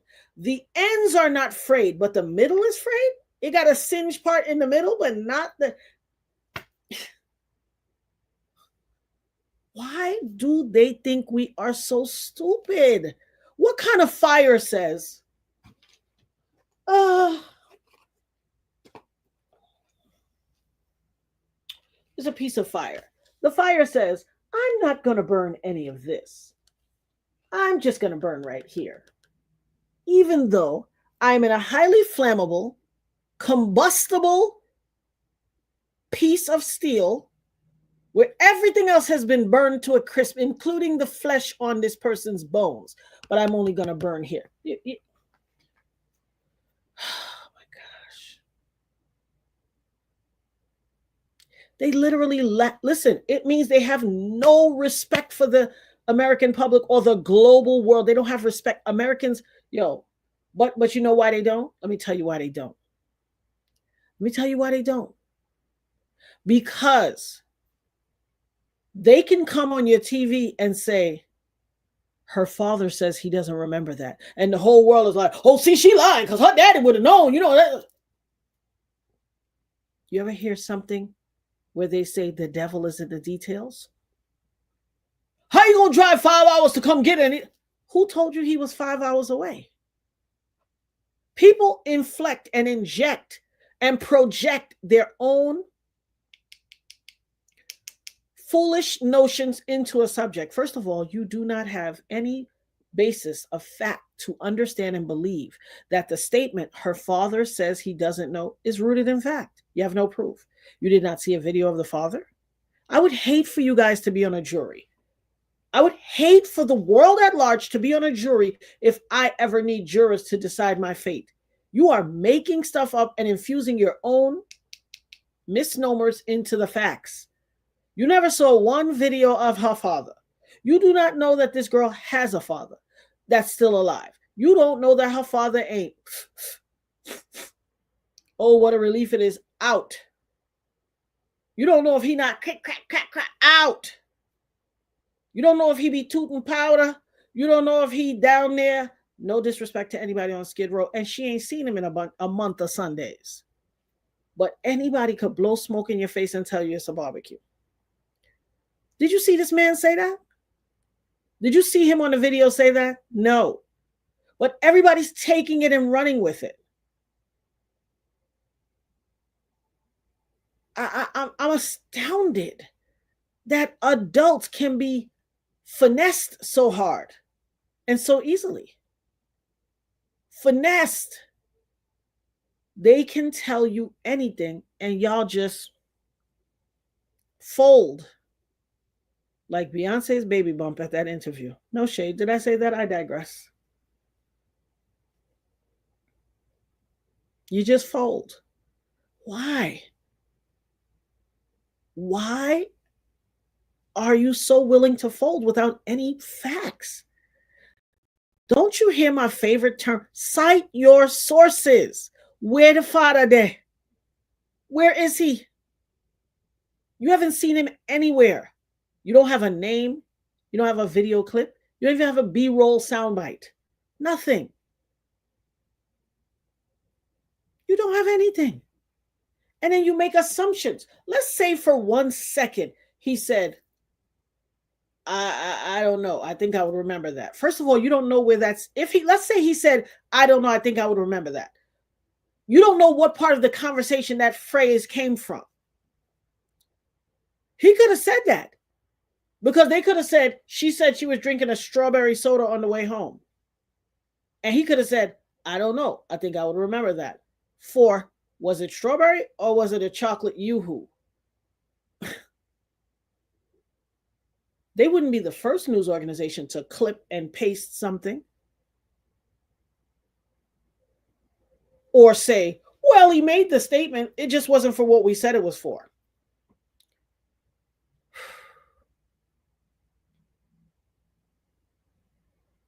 And yet people will not cite their sources. You could tell people anything and they will believe it. You got Spiro and Jay-Z over here talking about, we're trying to cite case saying that there's no statute of limitations. Excuse me, has any one of you people in the public took the liberty of going to research statute of limitations in New York as it pertains to the R word? Let me tell you why it doesn't apply.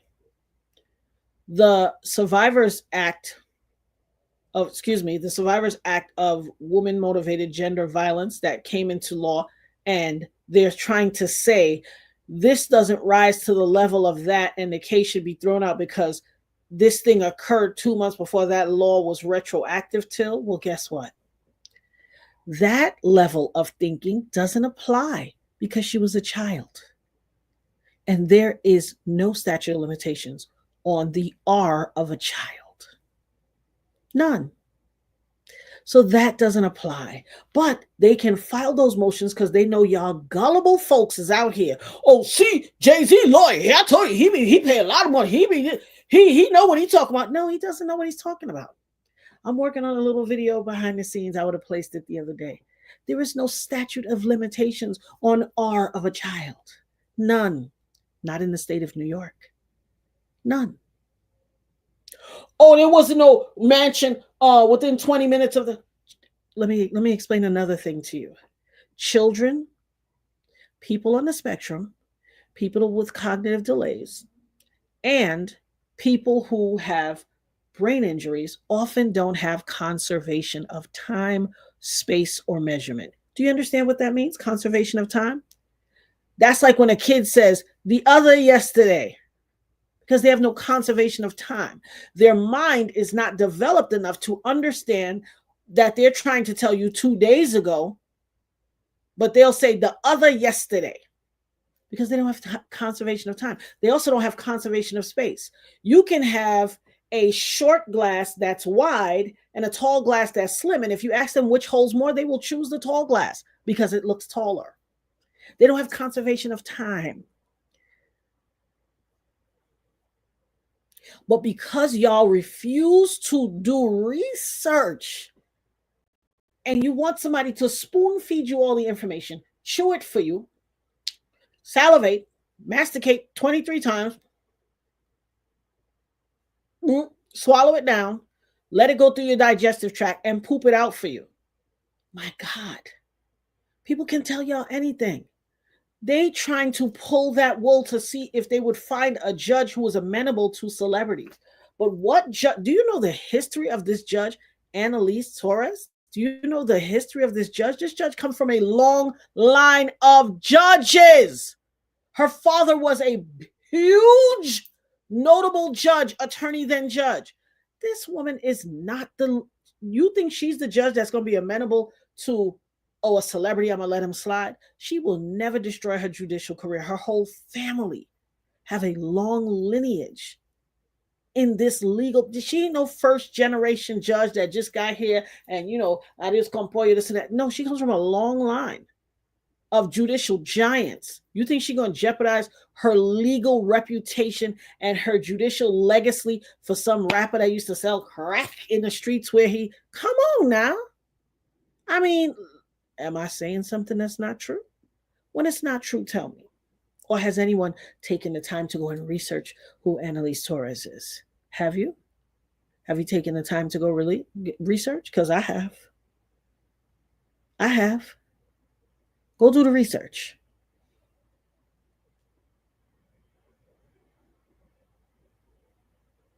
No, listen. You starting to challenge, you starting to question them, Kim? Baby, question them. They are spewing minutia and verbal diarrhea on these YouTube streets. I could smack them down with so much stuff, but in the daytime, I'll be working on stuff with, now that vacation is over, I'll be working on stuff with the Trusty Dusty show producer for college stuff. But you best believe tomorrow I'm dropping bam, bam, bam, bam, bam. They say anything. Don't trust them. They don't do research. They don't do substantive research. And listen, no disrespect to anybody, no shade. We all come in different forms. We all espouse our points of view differently. But baby, if the answers was a test, if what they had to say were the answers for a test, I would never cheat off of them. You guarantee to fail. You guarantee to fail in grade. Why, thank you. Who, me? I'm looking young? Why, thank you, my dear. How kind of you. Yeah, they can tell. My daughter done an experience with my 4-year-old grandson, and it was changing some objects around. It was amazing to see. Sorry, peeps. Just had, no, don't be sorry. Those are things that have context and they matter. Absolutely. People don't have conservation of time. And so if she says it was 20 minutes away, that's an assessment. It's an assumption. It was also 24 years ago. So it's an estimation. If she has all of these dichotomies, plus kids don't ever recall time the way it qualitatively. So if she got that wrong, you want to hold her to, or you said 20 minutes, come on. First of all, when someone is neurodivergent, there is the expanded field that they allow them to exist in when it comes to certain time, space, and date and all of that, because they understand that lack of conservation of time. And it's the law. They are special needs. This is the ADA, Americans with Disabilities Act. It's not retroactive. You cannot go and strip that from the records. That came into existence a long time ago. If I'm not mistaken, it came in the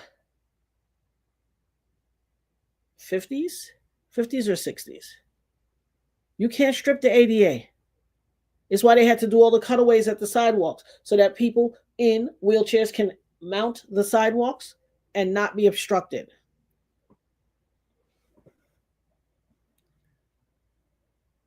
Absolutely. But lots of people, listen, even the devil's job is to keep you off focus, Quentin. But guess what? Even if the devil took 10 days off, these people will still be off of focus. They don't research. They are lazy. And then they're willing to lie. And they are being paid to say to espouse points of view. If someone opens a jar of mayo anywhere near me, I start gagging. I used to feel like that about mayo too. I can tolerate it now, but when I was young, I could not. I could not. And here's the deal. They are lazy, and they're if you look at their content is geared to the way of being favorable to PDF file, rugs dealer, R-worders, essayers, whatever you want to call it, and all kinds of things. Like, why are you trying to give special permission to them? Why are you so invested? Hey, listen. Hey now. I say, hey now, hey. Taking words right out my brain, girl. Shout out to Norma Hudson. That's why they have Blue Ivy dressing and working like a grown woman. Absolutely. And she looks extremely uncomfortable.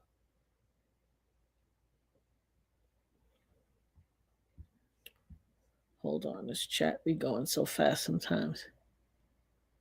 Listen, I already gave her a shout out for that. Me and my sister talk. We talk behind the scenes. And sometimes I don't always want to discuss but I opened up the show giving her love and reverence. I'm going to always shout my sister out. I'm always in protection mode over her. That's just the way it is. It's just the way it is.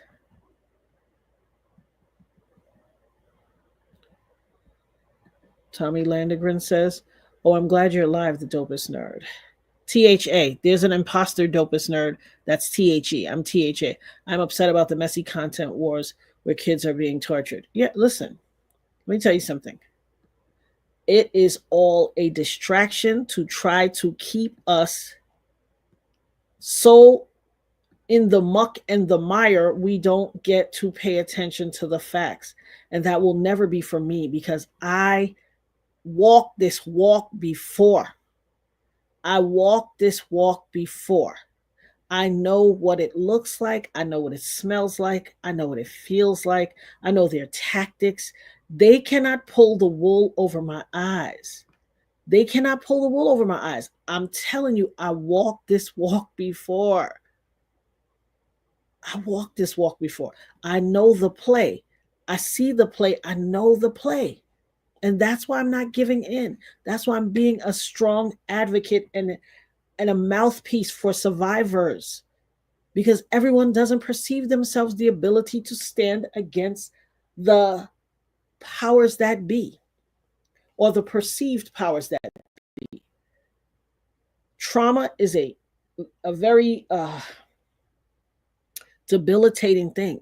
It will stifle somebody's ability to espouse their point of view. It will make your voice get trapped up in your throat chakra and you cannot get out what you want to say. And if you get it out, you haven't said it so effective that it becomes overlooked by people. People will be like, get it together.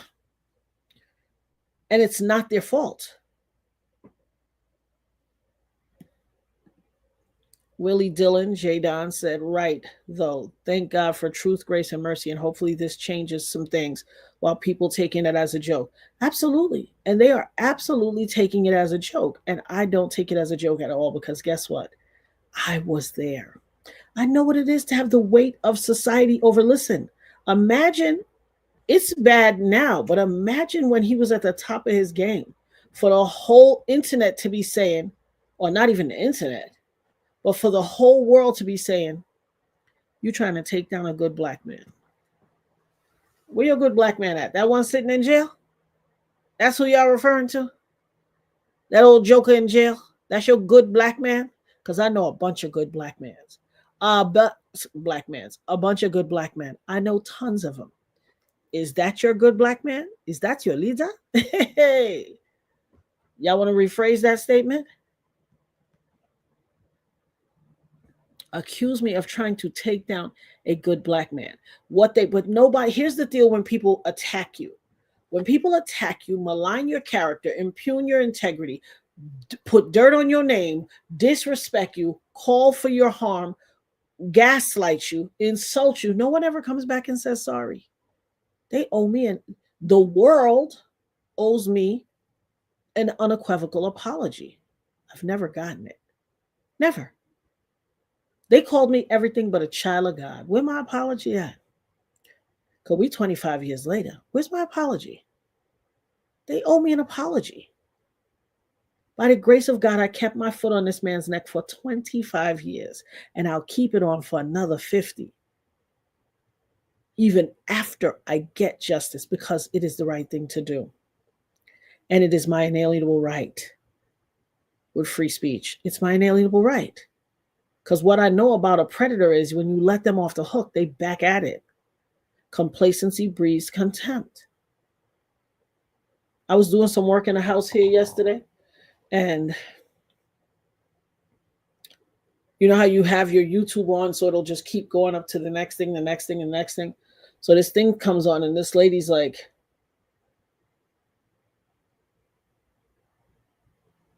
what did she call it?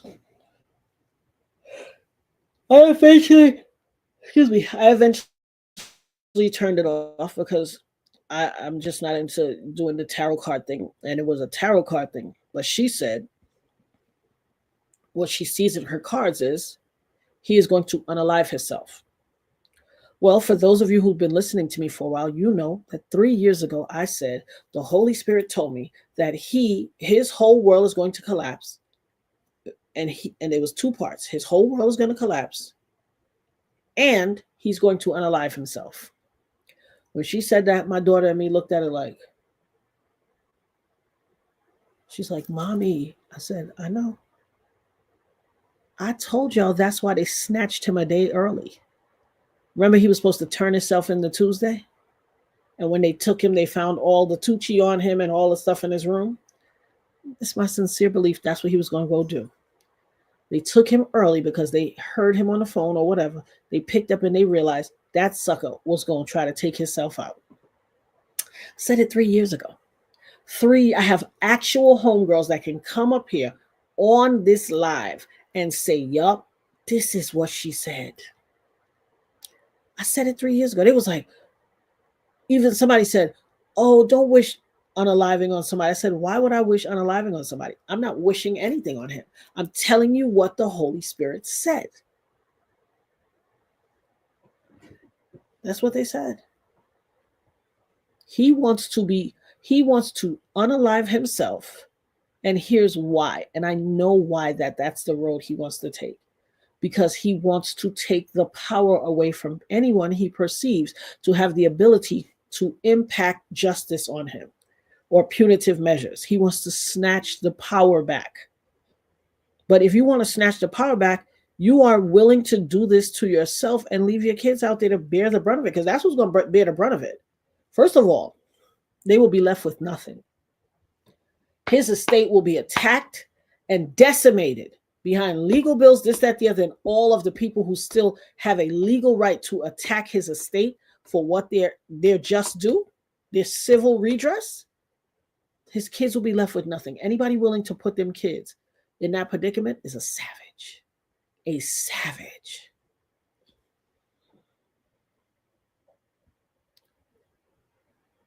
See, but I pray for Justin too, and they're not a but. I pray for Justin too, and all of his silent and known victims, because there are many more than you even could imagine. But here's what I know. He has a connection to the Lord. And thank you for invoking his name here. I want you all, the Holy Spirit just dropped this on my chest. For years, a whole bunch of people out here, at the sound of my voice, whether you're on the live or beyond, was judging him. Oh, he's in He's always in trouble. He's always doing something wild. Talking about Justin. Oh, he needs to calm down. Oh, you're doing too much. He was screaming for help. Riot is the voice of the unheard. When people act up and behave, some of them perceive themselves to not have the ability to speak forth what it is that they need to say. It is a cry for help. We got to stop judging people before we realize what it is. People be judging every day. I watch people judge every day. People be so quick to jump on. Now, I got somebody y'all could jump on if y'all want to jump on. First of all, shout out to the prophet Cat Williams. I'm going to manifest right now. Thank you, Father God, for letting me interview Cat Williams. Oh, that will be it. What a glorious interview we had. Thank you so much. I am manifesting. I'm living in state. I will, on the Dopest Nerd, interview Cat Williams. And let me tell you something. Shout out to the prophet Cat Williams for the Reckoning 2024. I only await the Reckoning 2025. That man said Ricky Smiley is a liar and the truth ain't in him. You hear his new scandal? He just recently realized he got 5-year-old twins. Oh, you mean the 5-year-old twins that was coming over to your grandkids' play dates and sleepovers, and whose mother is a family friend that you've been interacting with all this time? And they've been coming to your cousins and everybody's cookouts and all that? You knew those were your kids from day one. Anybody who believes he just realized that he has twins is a liar. First of all, Mr. Devout, because I like to cite my sources. You know me. I don't just read any old thing. I like to cite my sources. I want to cite my sources. I don't want to be accused of maligning anyone falsely without refutable evidence. He knew those were his kids. I literally saw a text where the woman said, when I had my babies, the first person who knew their birth was their father. I should have took a screenshot of it, but I can find it back.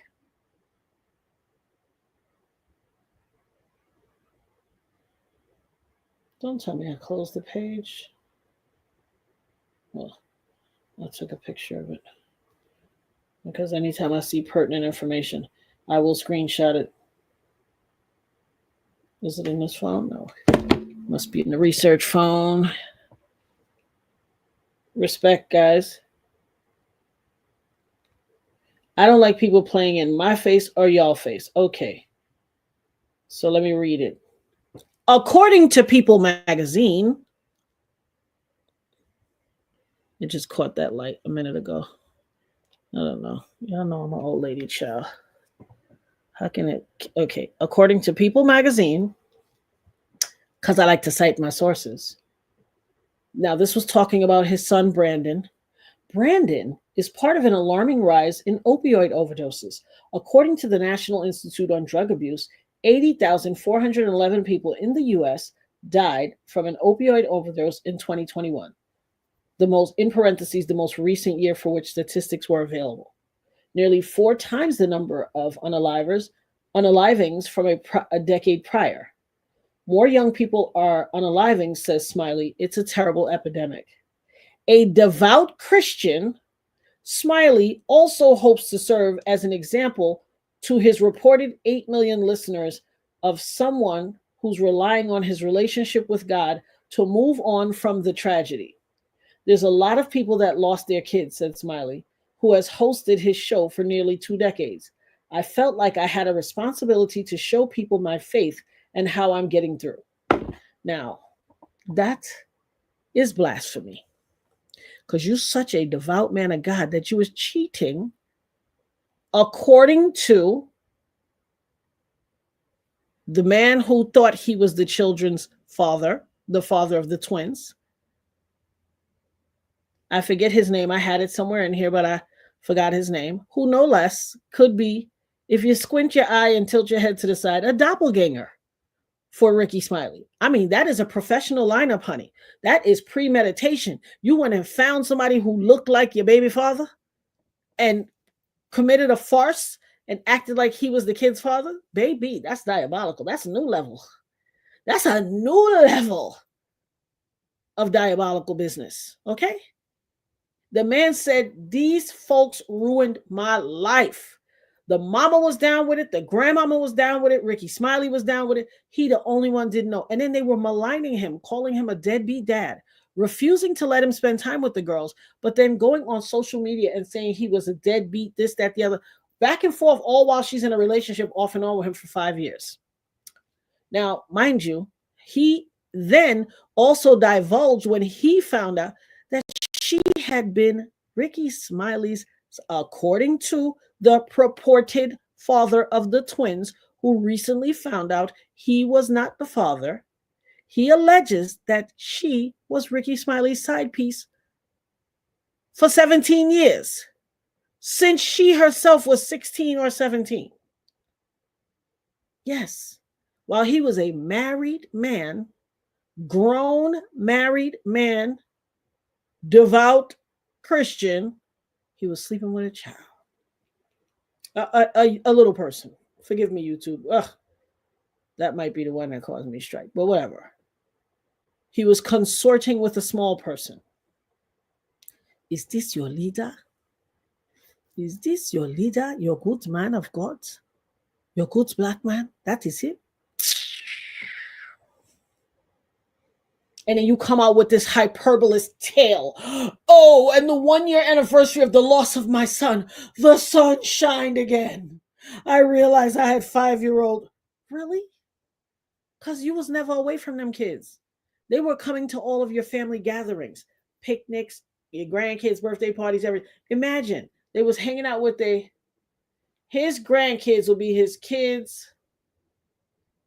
What's the relation? Somebody, I don't know, messynomics. Somebody calculate that family relation. Aunt, it is reprehensible. And then this nasty play in our face. This nasty play in our face. Come on now. You just discovered them? You ain't just discovered nothing. Just like, listen, Cat Williams is still undefeated. My boy said he's a pathological liar and the truth ain't in him. Kim apparently made a funny joke. Where is it? I missed it. Yeah, we went from Jerry Springer to Maury Povich. Yes, it's horrific, the lengths that people will go to pull the wool over people's eyes. You have the audacity to walk around here judging people on your show. This man judged people. Anybody ever listen to the Ricky Smiley show? I can't really stomach it. I don't find him to be funny at all. If funny was gold, he would be homeless. He's not funny to me at all. Not at all.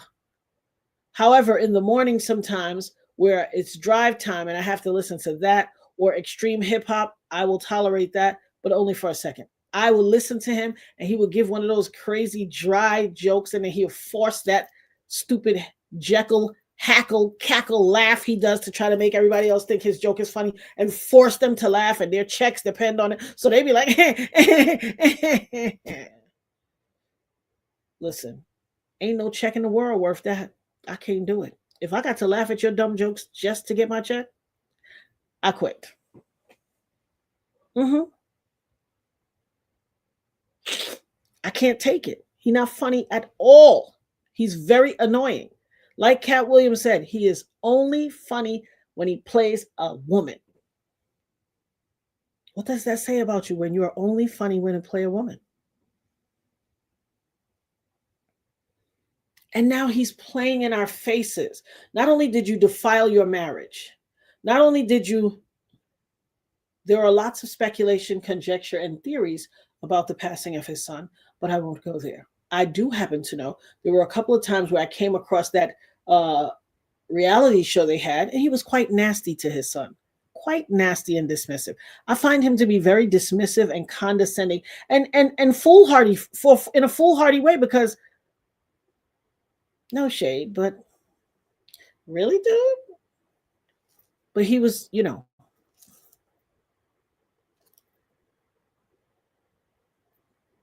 So I found him to be very disconcerting in regards to his son. He seemed to have a very short fuse for this son, very no nonsense, extremely nasty, and just all around shady. All around shady.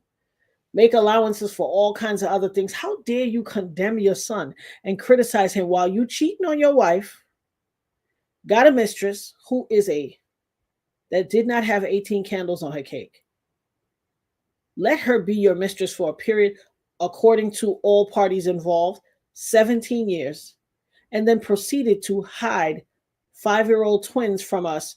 And then you jump right in, and now what have these twins gotten therapy because they thought you was a family friend and this other person was daddy for 5 years, and now they calling you daddy? It was that the play? That's why he looks so much like you. So you think the twins are dumb? They won't notice if you switch out one person. Like, it's just nasty work. It's nasty work. Are these young girls getting counseling? And are the other children in the family who once thought that those were their friends and now know them to be their aunts or their cousins or whatever the relationship is, are they getting therapy? Because this is a therapy-worthy situation. But no, y'all just gonna act like everything is all good, put their hairs in a ponytail, put some matching t-shirts on, and let's go to Disney World. Nasty work. Nasty work. Y'all could be out there like, oh, that's so precious. Oh, that. Nah, ain't nothing precious about it. I think it's diabolical. You destroyed and impugned the integrity of another man who thought he was the father to some twins. He forged a relationship. He committed his life. And then it means that not only were you living out the reality of an ODB song, ooh, baby, I like it, raw dogging it all up and down, because you don't know who else he was consorting with. See, once a cheater, always a cheater. So if you cheating, you ain't just cheating with me. You're cheating on your wife, you're cheating with all kind of thing. And there's also innuendo, conjecture, and speculation about him too. So Miss Honey, while you was giving up them cookies raw, you best go get some checked out.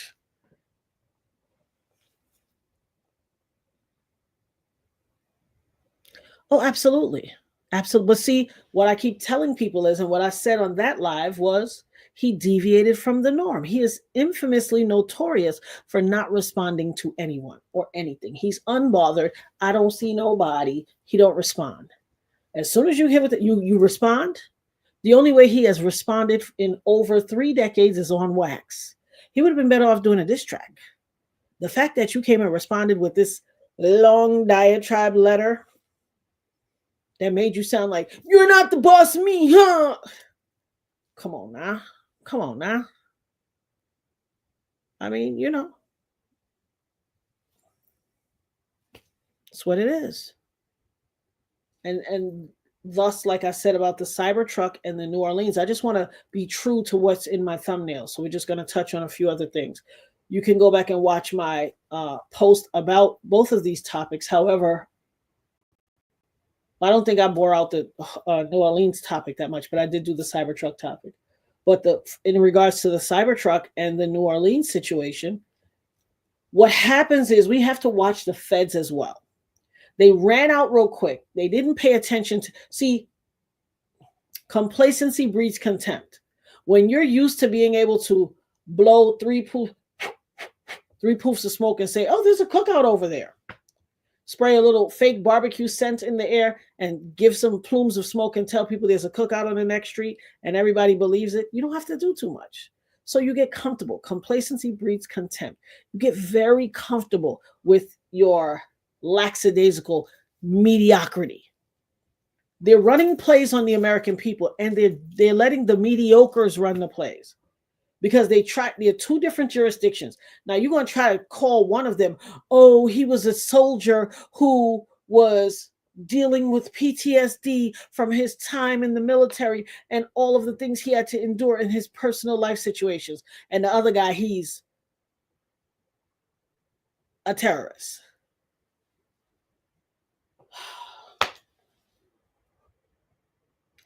Shamsuddin, what's his last name? It was Muslim enough. You show us the entirety of his house. You go straight to the bookshelf and show us a picture of the Quran, just ever so pushed in. First of all, let me tell you how that's fake. If you just look at how his bookshelf looked, and all of the books are in size order, what is the big Quran doing in between them smaller books? Listen, people who are, if you ever see, there is a video out there of him. He is a real estate agent and real estate developer. He seemed like a very precise, orderly man. The mediocres are so lazy. They do stuff lazy.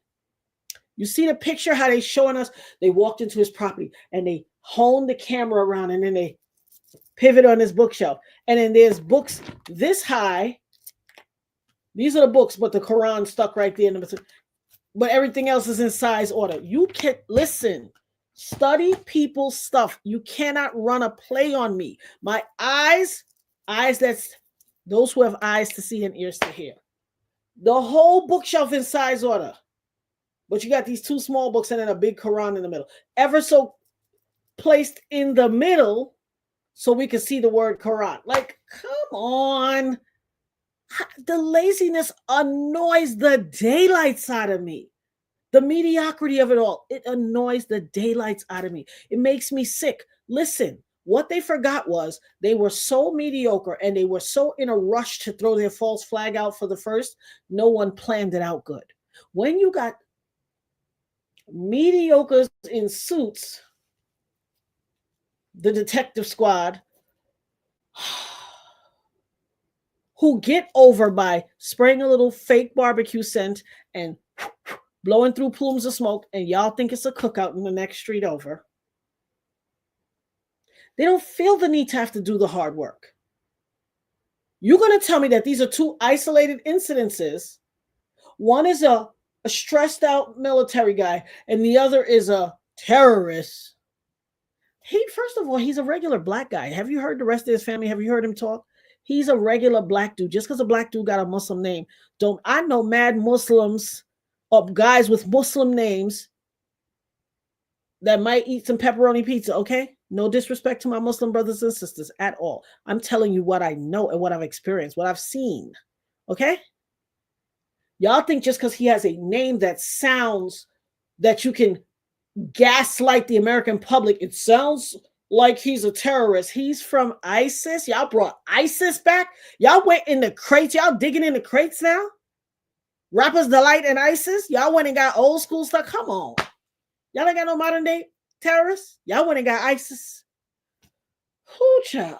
Like all them fake pictures where the ISIS soldiers were supposed to be people, and then they found out it was Americans acting out a role. Come on. Stop it, I say. Have some respect for us. They both, listen, I have in my email, I have the email from the president of Toro. Let me show y'all I ain't playing no games. See, when they make their fake stories, when they do their fake stories, they don't think. They don't forget that. They forget that all the dots have to connect.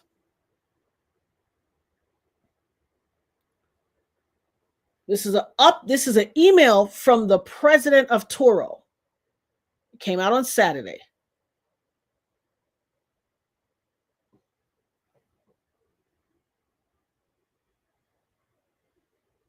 Let me find out y'all went and changed, because I know I screenshotted it.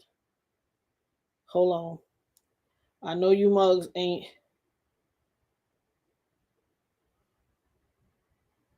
Yeah, boy, these suckers done went in and changed their statement, but I got the first one. They couldn't pull it back. Let me see how the first one and the second one differs. A note from CEO Andre Haddad, last name Haddad, no less. He said, let me come out here real quick and say something for they say I'm a part of it. Because Haddad is a Middle Eastern name.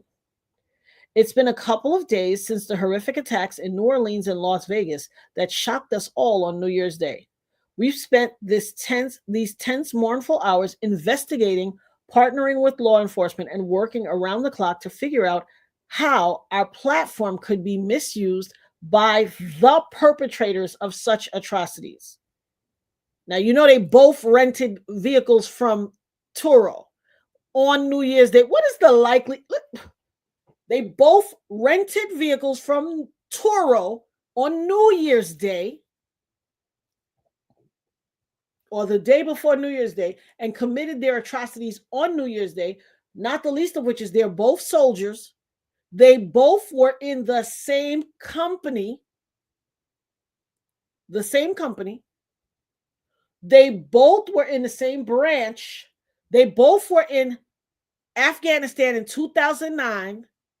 They both, like, are you kidding me? Listen, the statistical anomaly, the probability of having all these similarities and being completely unattached, go play the lotto. Your chance of winning is very high with this type of statistical anomaly. Thinking about the victims and their families, I'm shocked, saddened, and more than anything else, just simply heartbroken. Their stories are crushing. Their loss is unfathomable and unfair. Thinking about how egregiously the two individuals who perpetrated these heinous crimes abused our platform, I'm outraged. I'm outraged. These individuals had valid driver's licenses, clean criminal backgrounds, and were decorated U.S. military service members. One was honorably discharged and was even awarded a Global War on Terrorism Service Medal, and one was an active duty Green Beret. They could have boarded any plane, checked into any hotel, or rented a car or truck from any traditional vehicle rental chain. We do not believe these two individuals would have been flagged by anyone, including law enforcement. But of course, these two tragedies have made us look inward at our trust and safety practices. Our track record to date has been strong. We have facilitated 27 million trips, over 90 million booked days, spanning 8.6 billion miles driven throughout 12 years of operating history. And less than 0.10% of Turo trips have ended with a serious incident, such as a vehicle theft. Every Turo renter is screened through a proprietary multi-layer data science-based trust and safety algorithm. The Turo risk score, we imply over 50 internal and external data sources to build, maintain, and improve on that risk score. The massive data set helps us drive actionable insights, and we continuously refine and enhance our algorithm. In addition to that investment in technologies, we also assembled an experienced team of former law enforcement professionals in our trust and safety organization. Despite this strong track record, and as an immediate next step, while we wait for law enforcement to conclude their investigations, we're consulting with national security and counterterrorism experts to learn more about how we can get even better and play our part in helping prevent anything like this from happening ever again. 2025 is off to an awful start. While I mourn today, I also remain committed to pioneering and sustaining a strong, secure, trustworthy marketplace for tomorrow. Andre Haddad, Chief Executive Officer. Now, I have to read, because they sent a follow-up one on Saturday. I'm sure they modified it. Turo Rentals. Both of them rented a vehicle from Turo the day before. They both rented trucks from Turo on December 31st and committed their acts on December 1st. Now, I know y'all heard of, what is his name? Shaw, the YouTube content creator, who had a guy. So the CyberTruck guy sent out some emails to some YouTube content creators.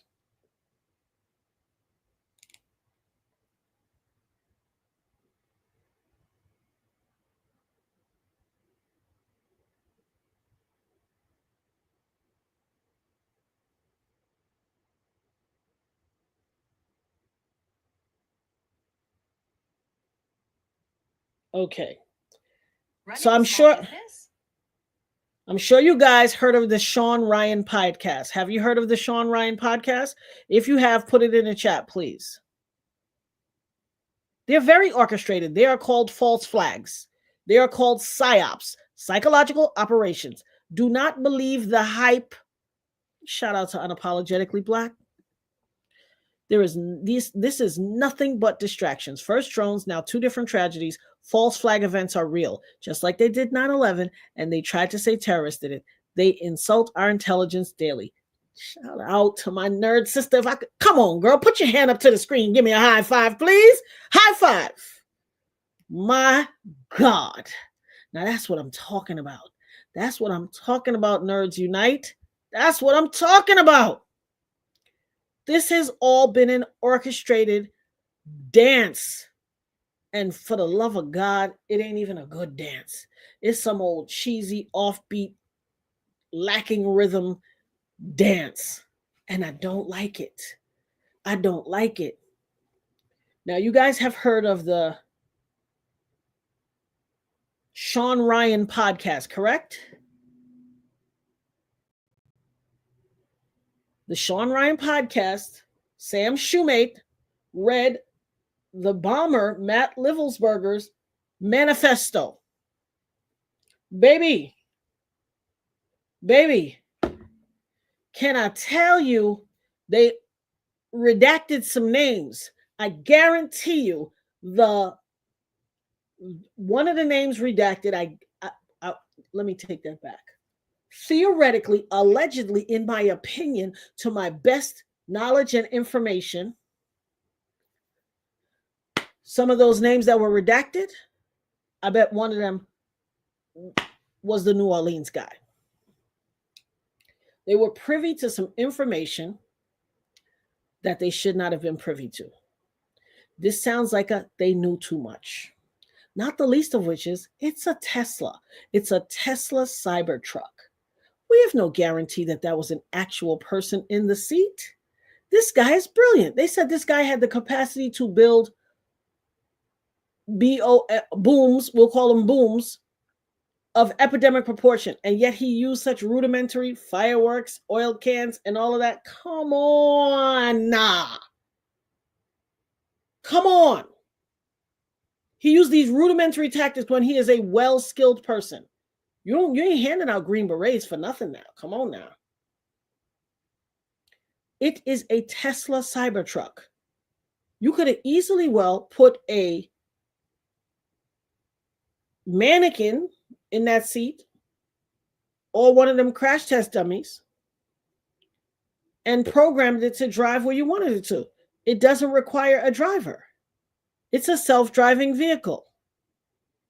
We don't have no proof. Whenever they try to come up with all these facts, that's how you know something ain't right with it. That's how you know. Come on. And it didn't even explode to the level with which they thought. It is my sincere belief. Now, listen, I've seen car booms in my time. The first 9/11, not 9/11, the first World Trade Center boom, I remember it. I watched it on TV. The guy they said was the Sheikh. He was blind. And they ended up having him in Guantanamo Bay. And he drove a van into the garage of the World Trade Center. The first boom in 93. 93 or 91? 93. So I remember that. He drove it in and it eviscerated the whole garage and first couple of floors of the World Trade Center. This is pre-01. This is the first one. This is the one Biggie rapped about. Blow up like the world. That one that they've obliterated from songs stupidly when he wasn't even alive when 2001. Like the foolishness that ensues in this world is just annoying to me. But I digress. That's a topic for another conversation. The first one happened in 93. Biggie rapped about it. Biggie was gone in 96. Or, no, Tupac was in 96. Biggie was in 97. So how could he be talking about the 2001 thing for y'all to go back and redact history and take it out the song? But whatever. I will talk about that on another day.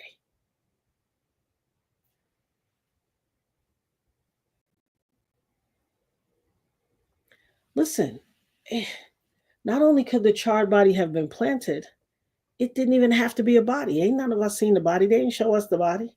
They might have showed you. They kept saying he is burnt so far to capacity that they couldn't remove his body. And his body was in the truck when the truck was removed to another location because he was that scorched. Even though the human flesh could eviscerate, but a passport got a little burn in the center, but not around the edges. And so does the ID. Like, I'm gonna need them to stop playing in our faces. And the target points on the ID and the thing is like somebody took one, the long cigarette lighters to light your candles. It's like somebody took one of those long ones and held it to the ID and the passport. And that's why you have those very targeted burn points.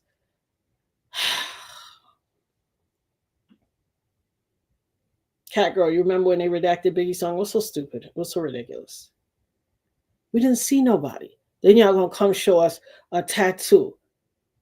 What you showing is that's the devil in the details things. Why are you showing us a tattoo when he was burnt to capacity? Now you're trying to play in our face that you was able to extract DNA out of what? Crystals? Because isn't that how they cremate a body? They incinerate it. So if it was already pre-incinerated, what you got DNA out of?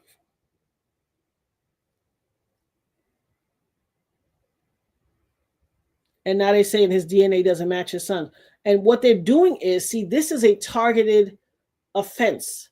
To say the DNA doesn't match his son's, that's to stop his wife from coming and raising a whole defense like, no, this can't be, even though they had some turmoil in their marriage and they had broken up and she had put him out.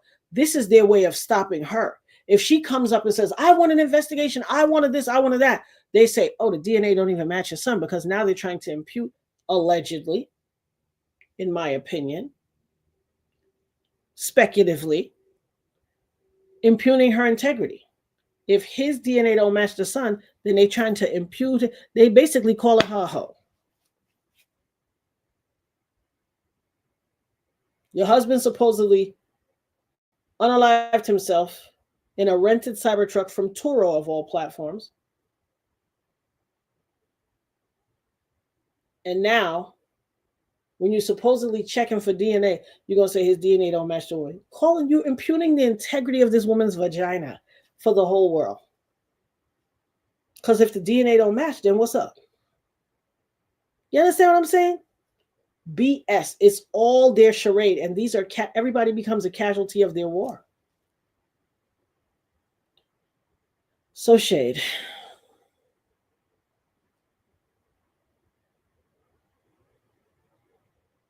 Oh my God. The poor woman on the subway, I can't even fathom the insanity of that. That just disturbs me so greatly. I'm telling you, it was some sort of a ritual. It was some sort of a ritual. The whole thing that he was fanning and all that is all very bizarre to me.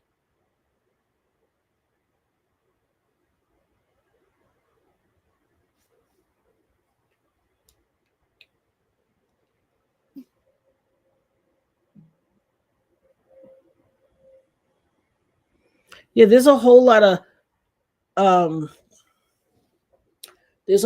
facts that are just bizarre. We started something new at Ask Locke to do. I saw it being suggested by another content creator.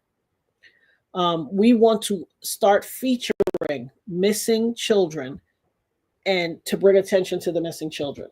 So these are bulletins from blackandmissingincorporated.com, and we want to highlight missing children in our lives as a concerted effort to bring attention to children that are missing.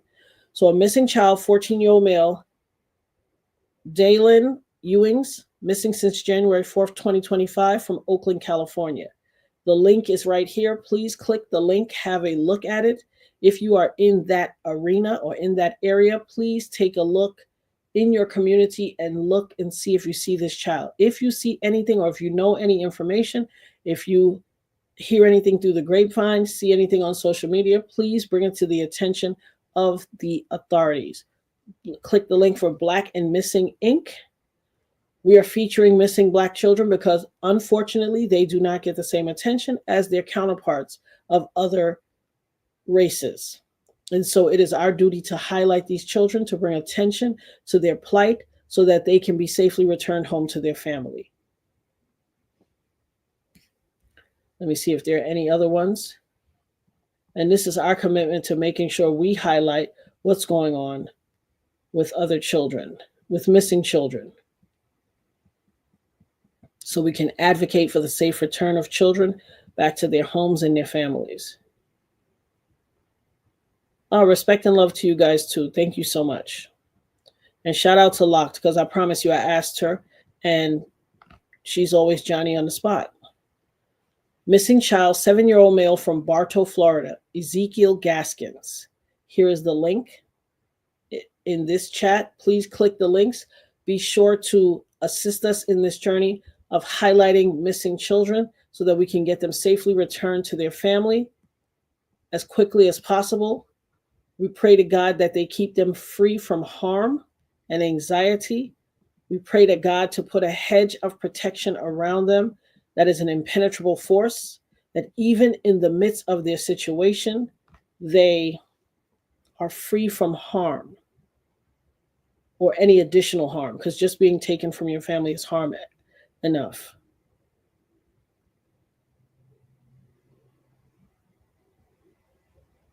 Oh, indeed. And here's the thing. Here's another similarity that people are overlooking. Willow Green says at Unapologetically Black, yes, the whole story the media put out is just a story. CyberTruck guy was trying to get the word out that the government is using sophisticated drone technology to cause mass killing. And here's the deal.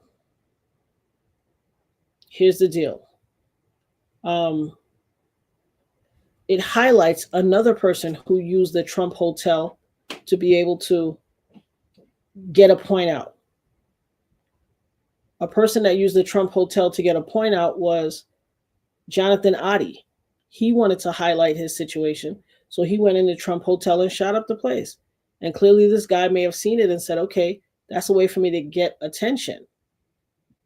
Because if it was just a general Holiday Inn, no shade, just using them as an example, would it have garnered the level of support or attention that it did? So, perhaps this was an ends to a means. And here's what I will say. The story has yet to completely unfold. I'm sure there are going to be more.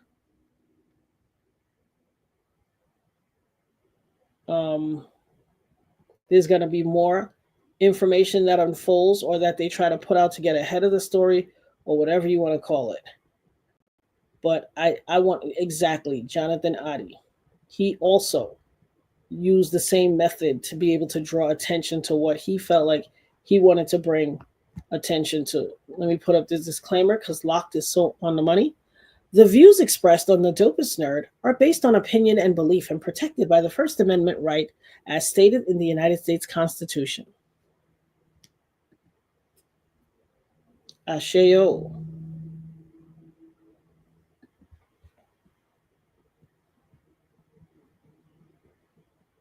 Guys, this has been a night. This has been a day. I'm trying to think of did anything excitingly positive happen in the news the past couple of days? It's sad, but I can't even think of one story that was like, on another note, in today's news, blah, blah, blah, blah, blah.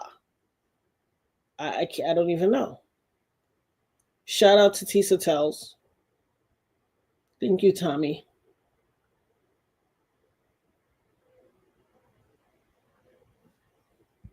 Shout out for Locked. For those of you who are unfamiliar with what we're discussing, here is the episode. And incidentally, Mr. Ryan had to go into hiding with his family. So I just want to say that. And so we are always aiming to be safe. We are simply reporting the news. This is a news reporting channel. I am not simply a survivor of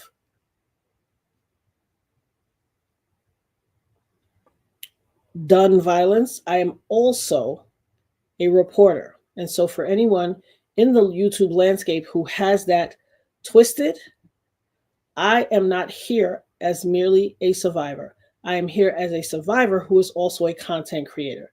And I have all rights and bestowed upon me in such. And I also have whatchamacallit, a press pass. So I am the press. Respect my authority. Anybody who watches whatchamacallit knows what that's from. Respect my authority. Who knows what that's from? Let's see how much of y'all know my little jokes.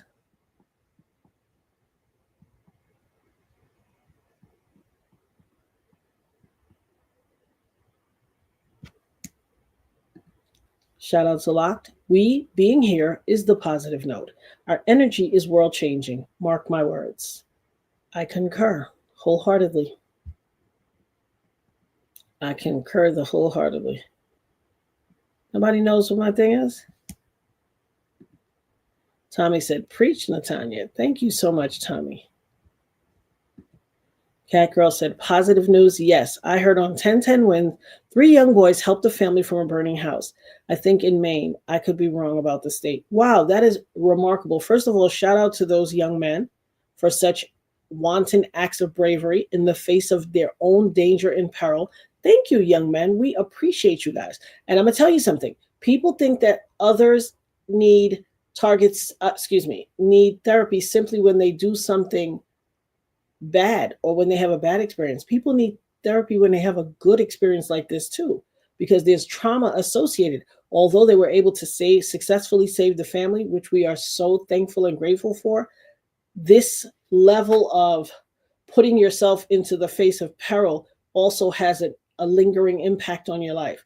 And so that needs to be attended to as well.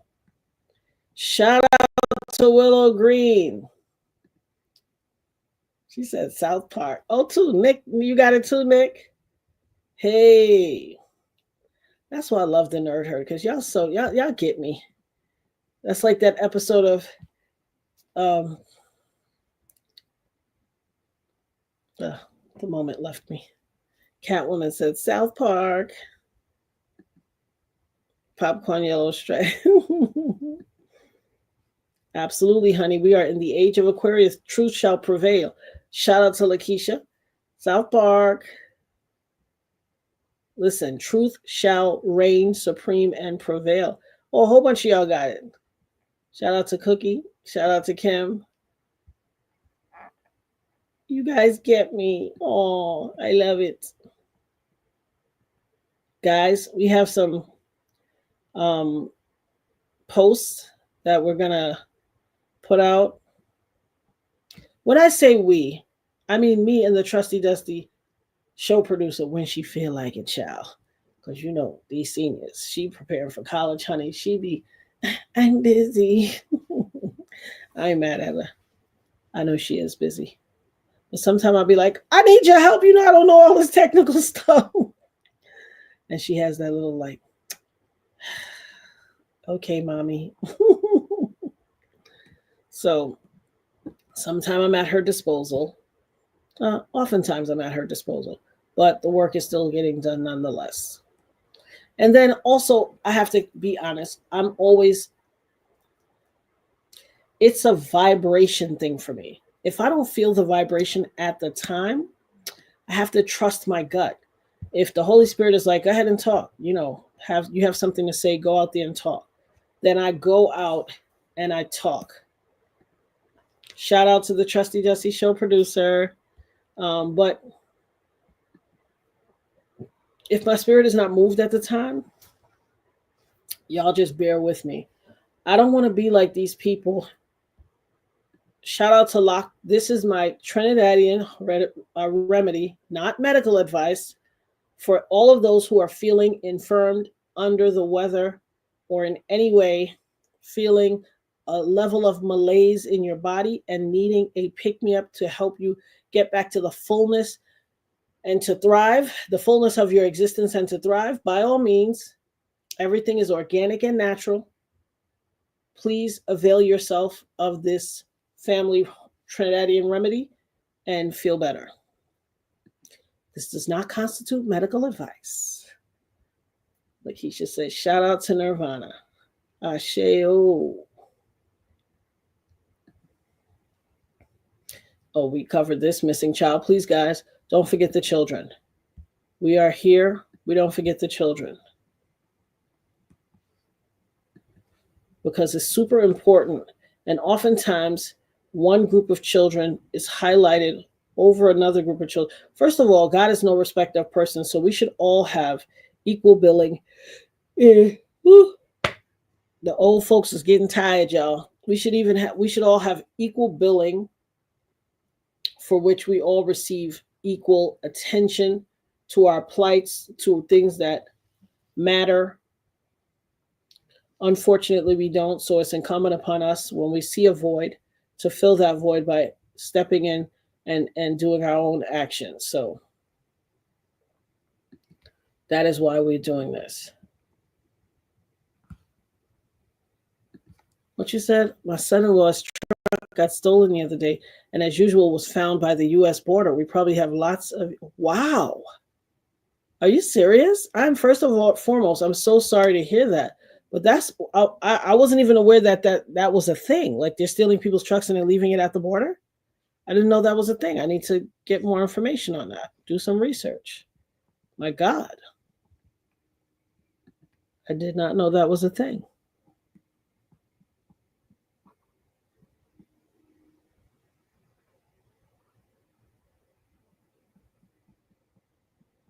Yeah, see, I don't got my readers on.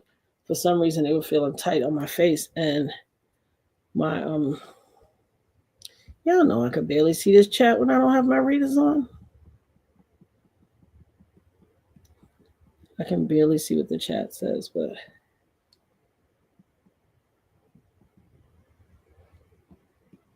all right, guys. I said I was going to be up here for 1 hour, which we knew that was a joke.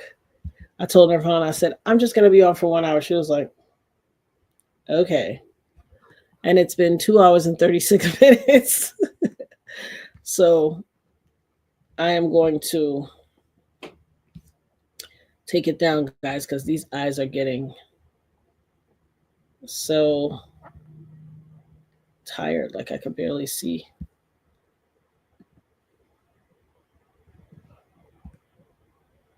I can barely see what the chat is saying. My eyes are like glossy. Where's my other readers? Whew. See how the arms are like loosey-goosey on these? They don't want to stay on, so it makes it... Oh, the hours are well worth it. Thank you, Cat Girl. How sweet of you. Thank you. I appreciate it. Oh, I always forget that this chat be moving.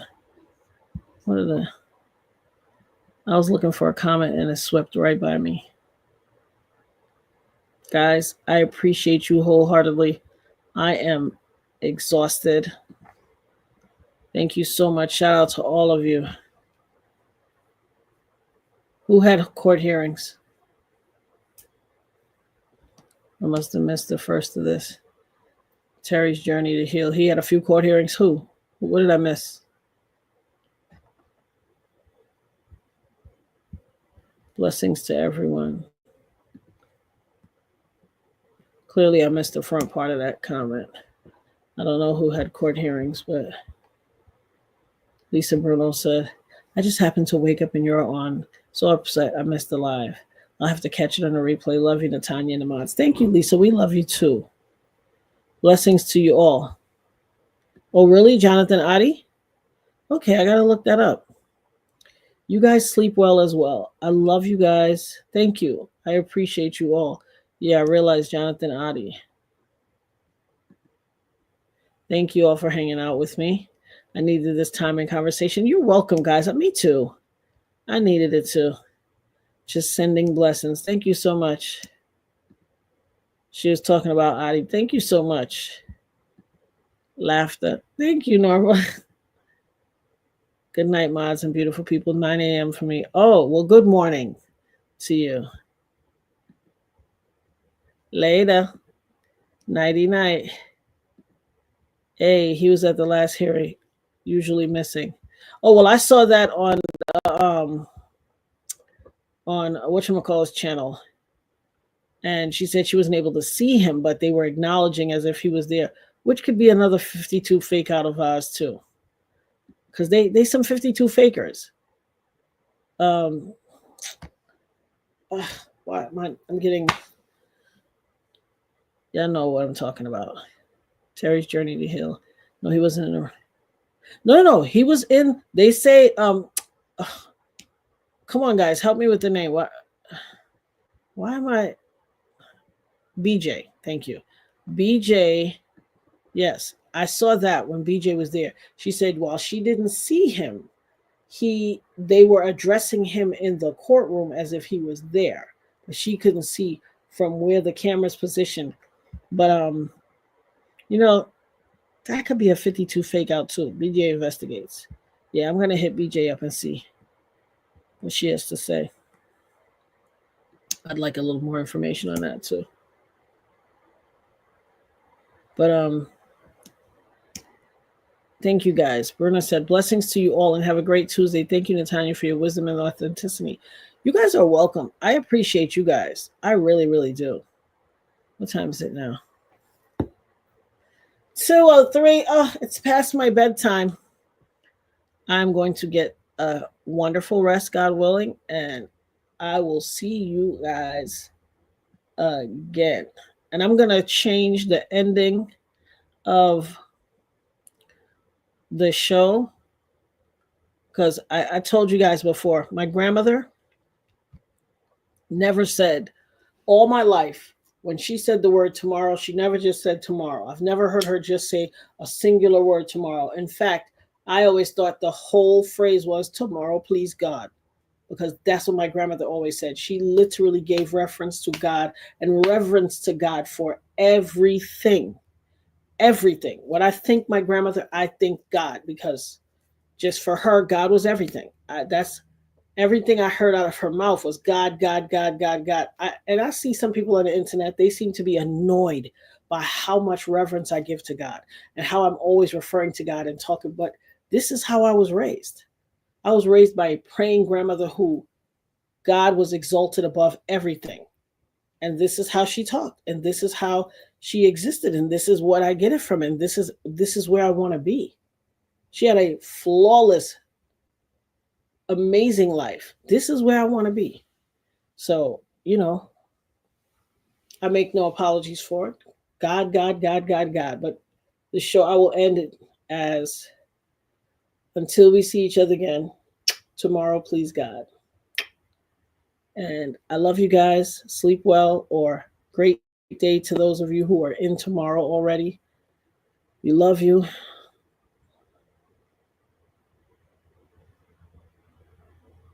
I done took my glasses off, I promise. Shout out to the dopest mods in the YouTube landscape. I appreciate you guys so much. Always got my back, always holding me down. I say it all the time. I could not do this without you. I couldn't. Sometimes my brain is in, I don't want to use the word lazy, but what's a better word? I'll say lazy mode. Sometimes my brain is in lazy mode, and so there's a delay. Oh, also, I want to give a shout out to our birthday club members. Your post was a little late. I posted it today. Like I said, I was trying to give some attention. I want to be very conscious in my life to not give all of my attention to YouTube and neglect my child. So I have to be conscious when we are focusing on her stuff. I got to really just stick in there and give the attention to what we're doing. And so that's what I've been spending time on. But the birthday wishes came late, but they are on the community page. You guys, please go on the community page and send love to our birthday people. And I will shout their names out right here just because it's the right thing to do. Y'all know I can't see nothing without these readers. Well, not clear at least. Shout out to Pure Heart for the carrots. Thank you, my love. So, the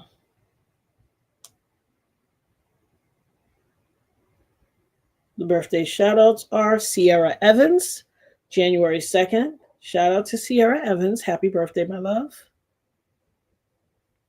Thank you for my carrots, pure heart. You have a very pure heart. Shout out to Carolyn CGKZ60, January the 3rd. Happy birthday from your Nerd Herd family. And shout out to the Black Barbie, January 5th, from your Nerd Herd family. Is this my... I have a cousin whose screen name is like Black Barbie. Is this my cousin's birthday? And shout out to my mama. My mommy's birthday was the 5th. Shout out to my mommy who was giving it to the children. You hear me? Serving. She looked adorable. She's so vivacious and beautiful. And I was like, yes, honey, show them how to do it. I was so proud of her. My mommy looked spectacular and young and giving us a run for our money. And to everyone else whose birthday we don't know because you haven't submitted it for the birthday list, tell us your birthdays. We want to shout you out. We want to give you some Nerd Herd family love. You know, it ain't nothing like when it comes from the family. You are valued, you are seen, you are heard, and we just want to make sure that we pay reverence to you on your special day. Hope you all had a blast.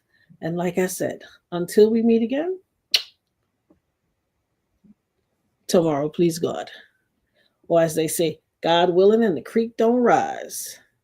Sleep well, guys. Have a wonderful day, guys, and all that good stuff. We love you.